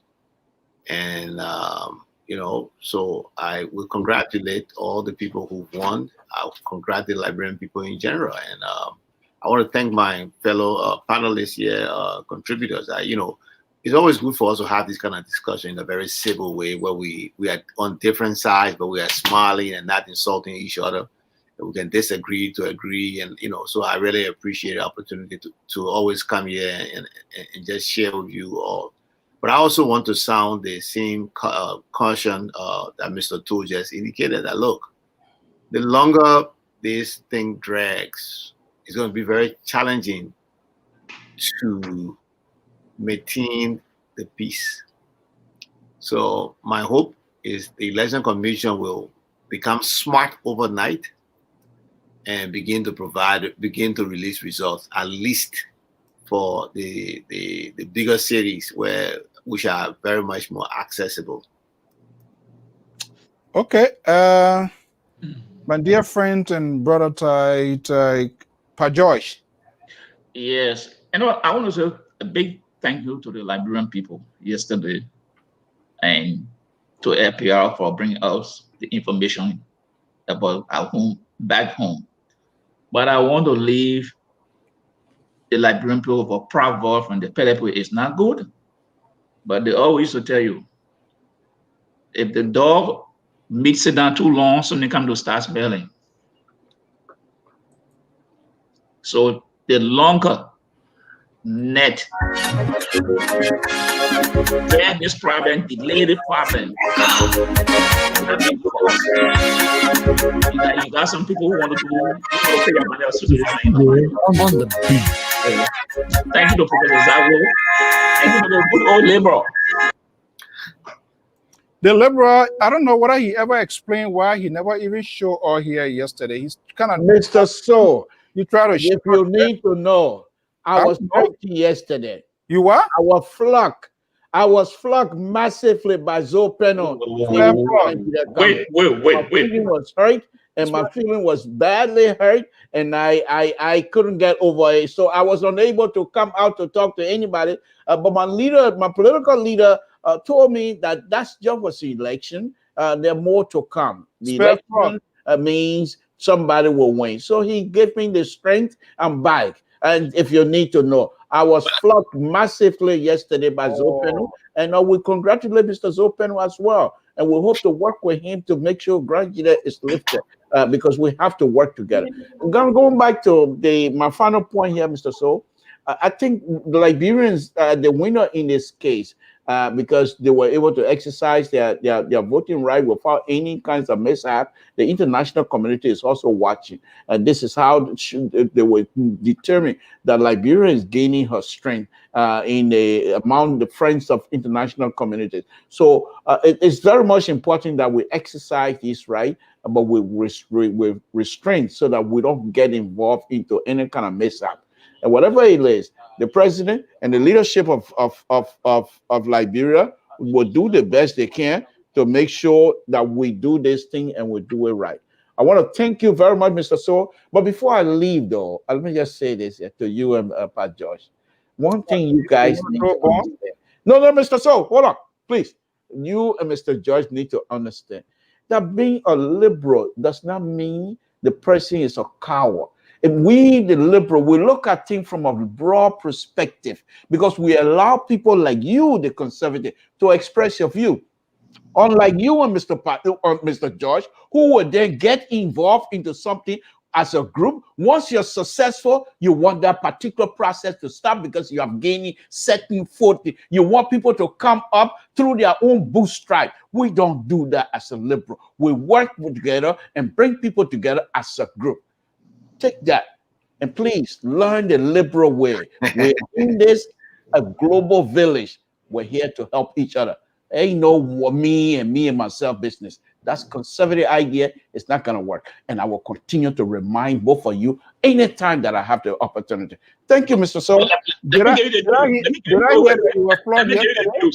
Let me get you the news. Mr. So, do you have to bring that? I already explained to you. You see, this is what I keep talking about, your conservative view. You want to rub it in my face. You want to rub it in the wound so that my feeling will be disturbed all over. But I refuse to accept that. Mr. Toole, let me tell you. You know what your brother told me yesterday? He told me. He said, I will make sure the management reprimand Samson Toole. for not showing up yesterday. You say you will talk. That would be emotional abuse. That would be emotional abuse. If two of you try that, I would take LPR to court and then charge LPR for emotional abuse. Look, you didn't show up for work. Gentlemen, You didn't show up for work. Gentlemen, and you say that emotional abuse, but you got a friend here. Professor Zaire is a socialist. You got a friend. We'll send you for counseling, that's all. Professor Zaire is a socialist. Engineer, we'll send you for counseling. All right, folks, we want to thank all of you, our analysts. And let's just put this out here for those of you that follow us here. This is what we do. We try as much as possible to bring objectivity. I have a concrete and civic discussion. That's why you don't see insult. And we really like the follower of Liberia Public Radio. We want to have ladies to be, if you are a lady and you think you want to have this, it's about our country. It's not I alone, neither the laborer there who is still going through stress from the massive flock that he's obtained after he put in time and energy and everything. Zoe Penner, the man wouldn't even go to debate. The people didn't go to debate. Mr. Yano is a good guy. Maybe he will have a chance to do it again. This guy almost went off yesterday. Yano have to call from where Grangy there to calm him down all day, Professor. This guy, 24 hours, we on the phone. He never. I call and call, the manager call, Pa George call, and I believe you call him, right? He never picks up his phone. Yeah. And I called this evening, he was like, and talking, what happened? Hello, you going through to open and flock? Good, he recognized that. But for to our folks, we want to thank you so much for being part of this program. To the ladies, we want to bring you into this sort of discussion too. So if you want to be a contributor, ladies, you want to be a part of our conversation, national conversation, just let us know, inbox us, and we, it doesn't mean there are one group of people here. It doesn't matter you for seditions, you for whatever party, no positions, come. We can have this discussion. Gentlemen, I want to thank you so much for being here, and look forward to us having more conversation tomorrow. All right, guys. Bye-bye. Thank you so much. It's still here on the beat.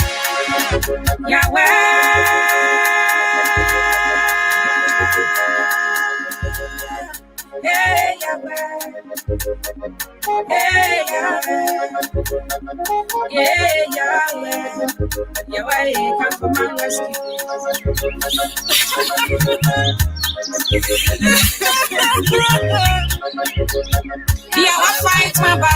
This is how I want to leave here this evening, folks. I want to thank you so much for being part of this program. Your comments, your tweets. I also send a suggestion as to how we can improve, what we need to work on, where we are falling short. We are open to your criticism, to your suggestion. Just tell us, put an alternative plan for us. Don't tell us we can't do it and you cannot provide an alternative. Yeah, I fight my battle. Fight my battle. Jesus, fight my battle. Yeah, I fight my battle. Fight us so fight against me. Yeah, I fight my battle. This battle is so heavy for me, no.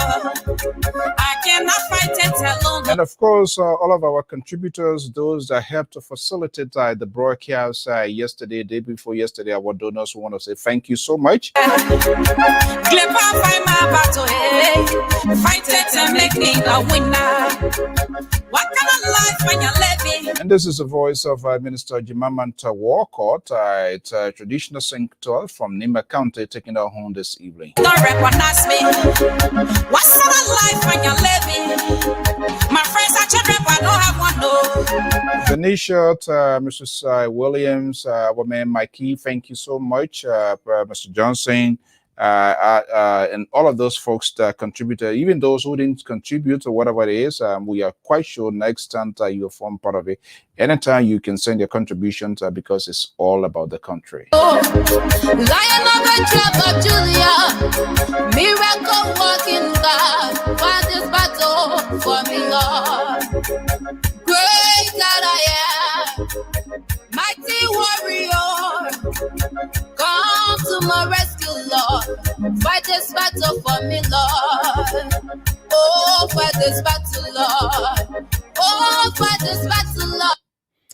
All right, folks, that does it this evening. Tomorrow is Thursday, all things considered. Hopefully, we're going to be bringing you some update once it becomes available. We will bring it, but again, all of us exercise maximum patience and tolerance. We know it's high.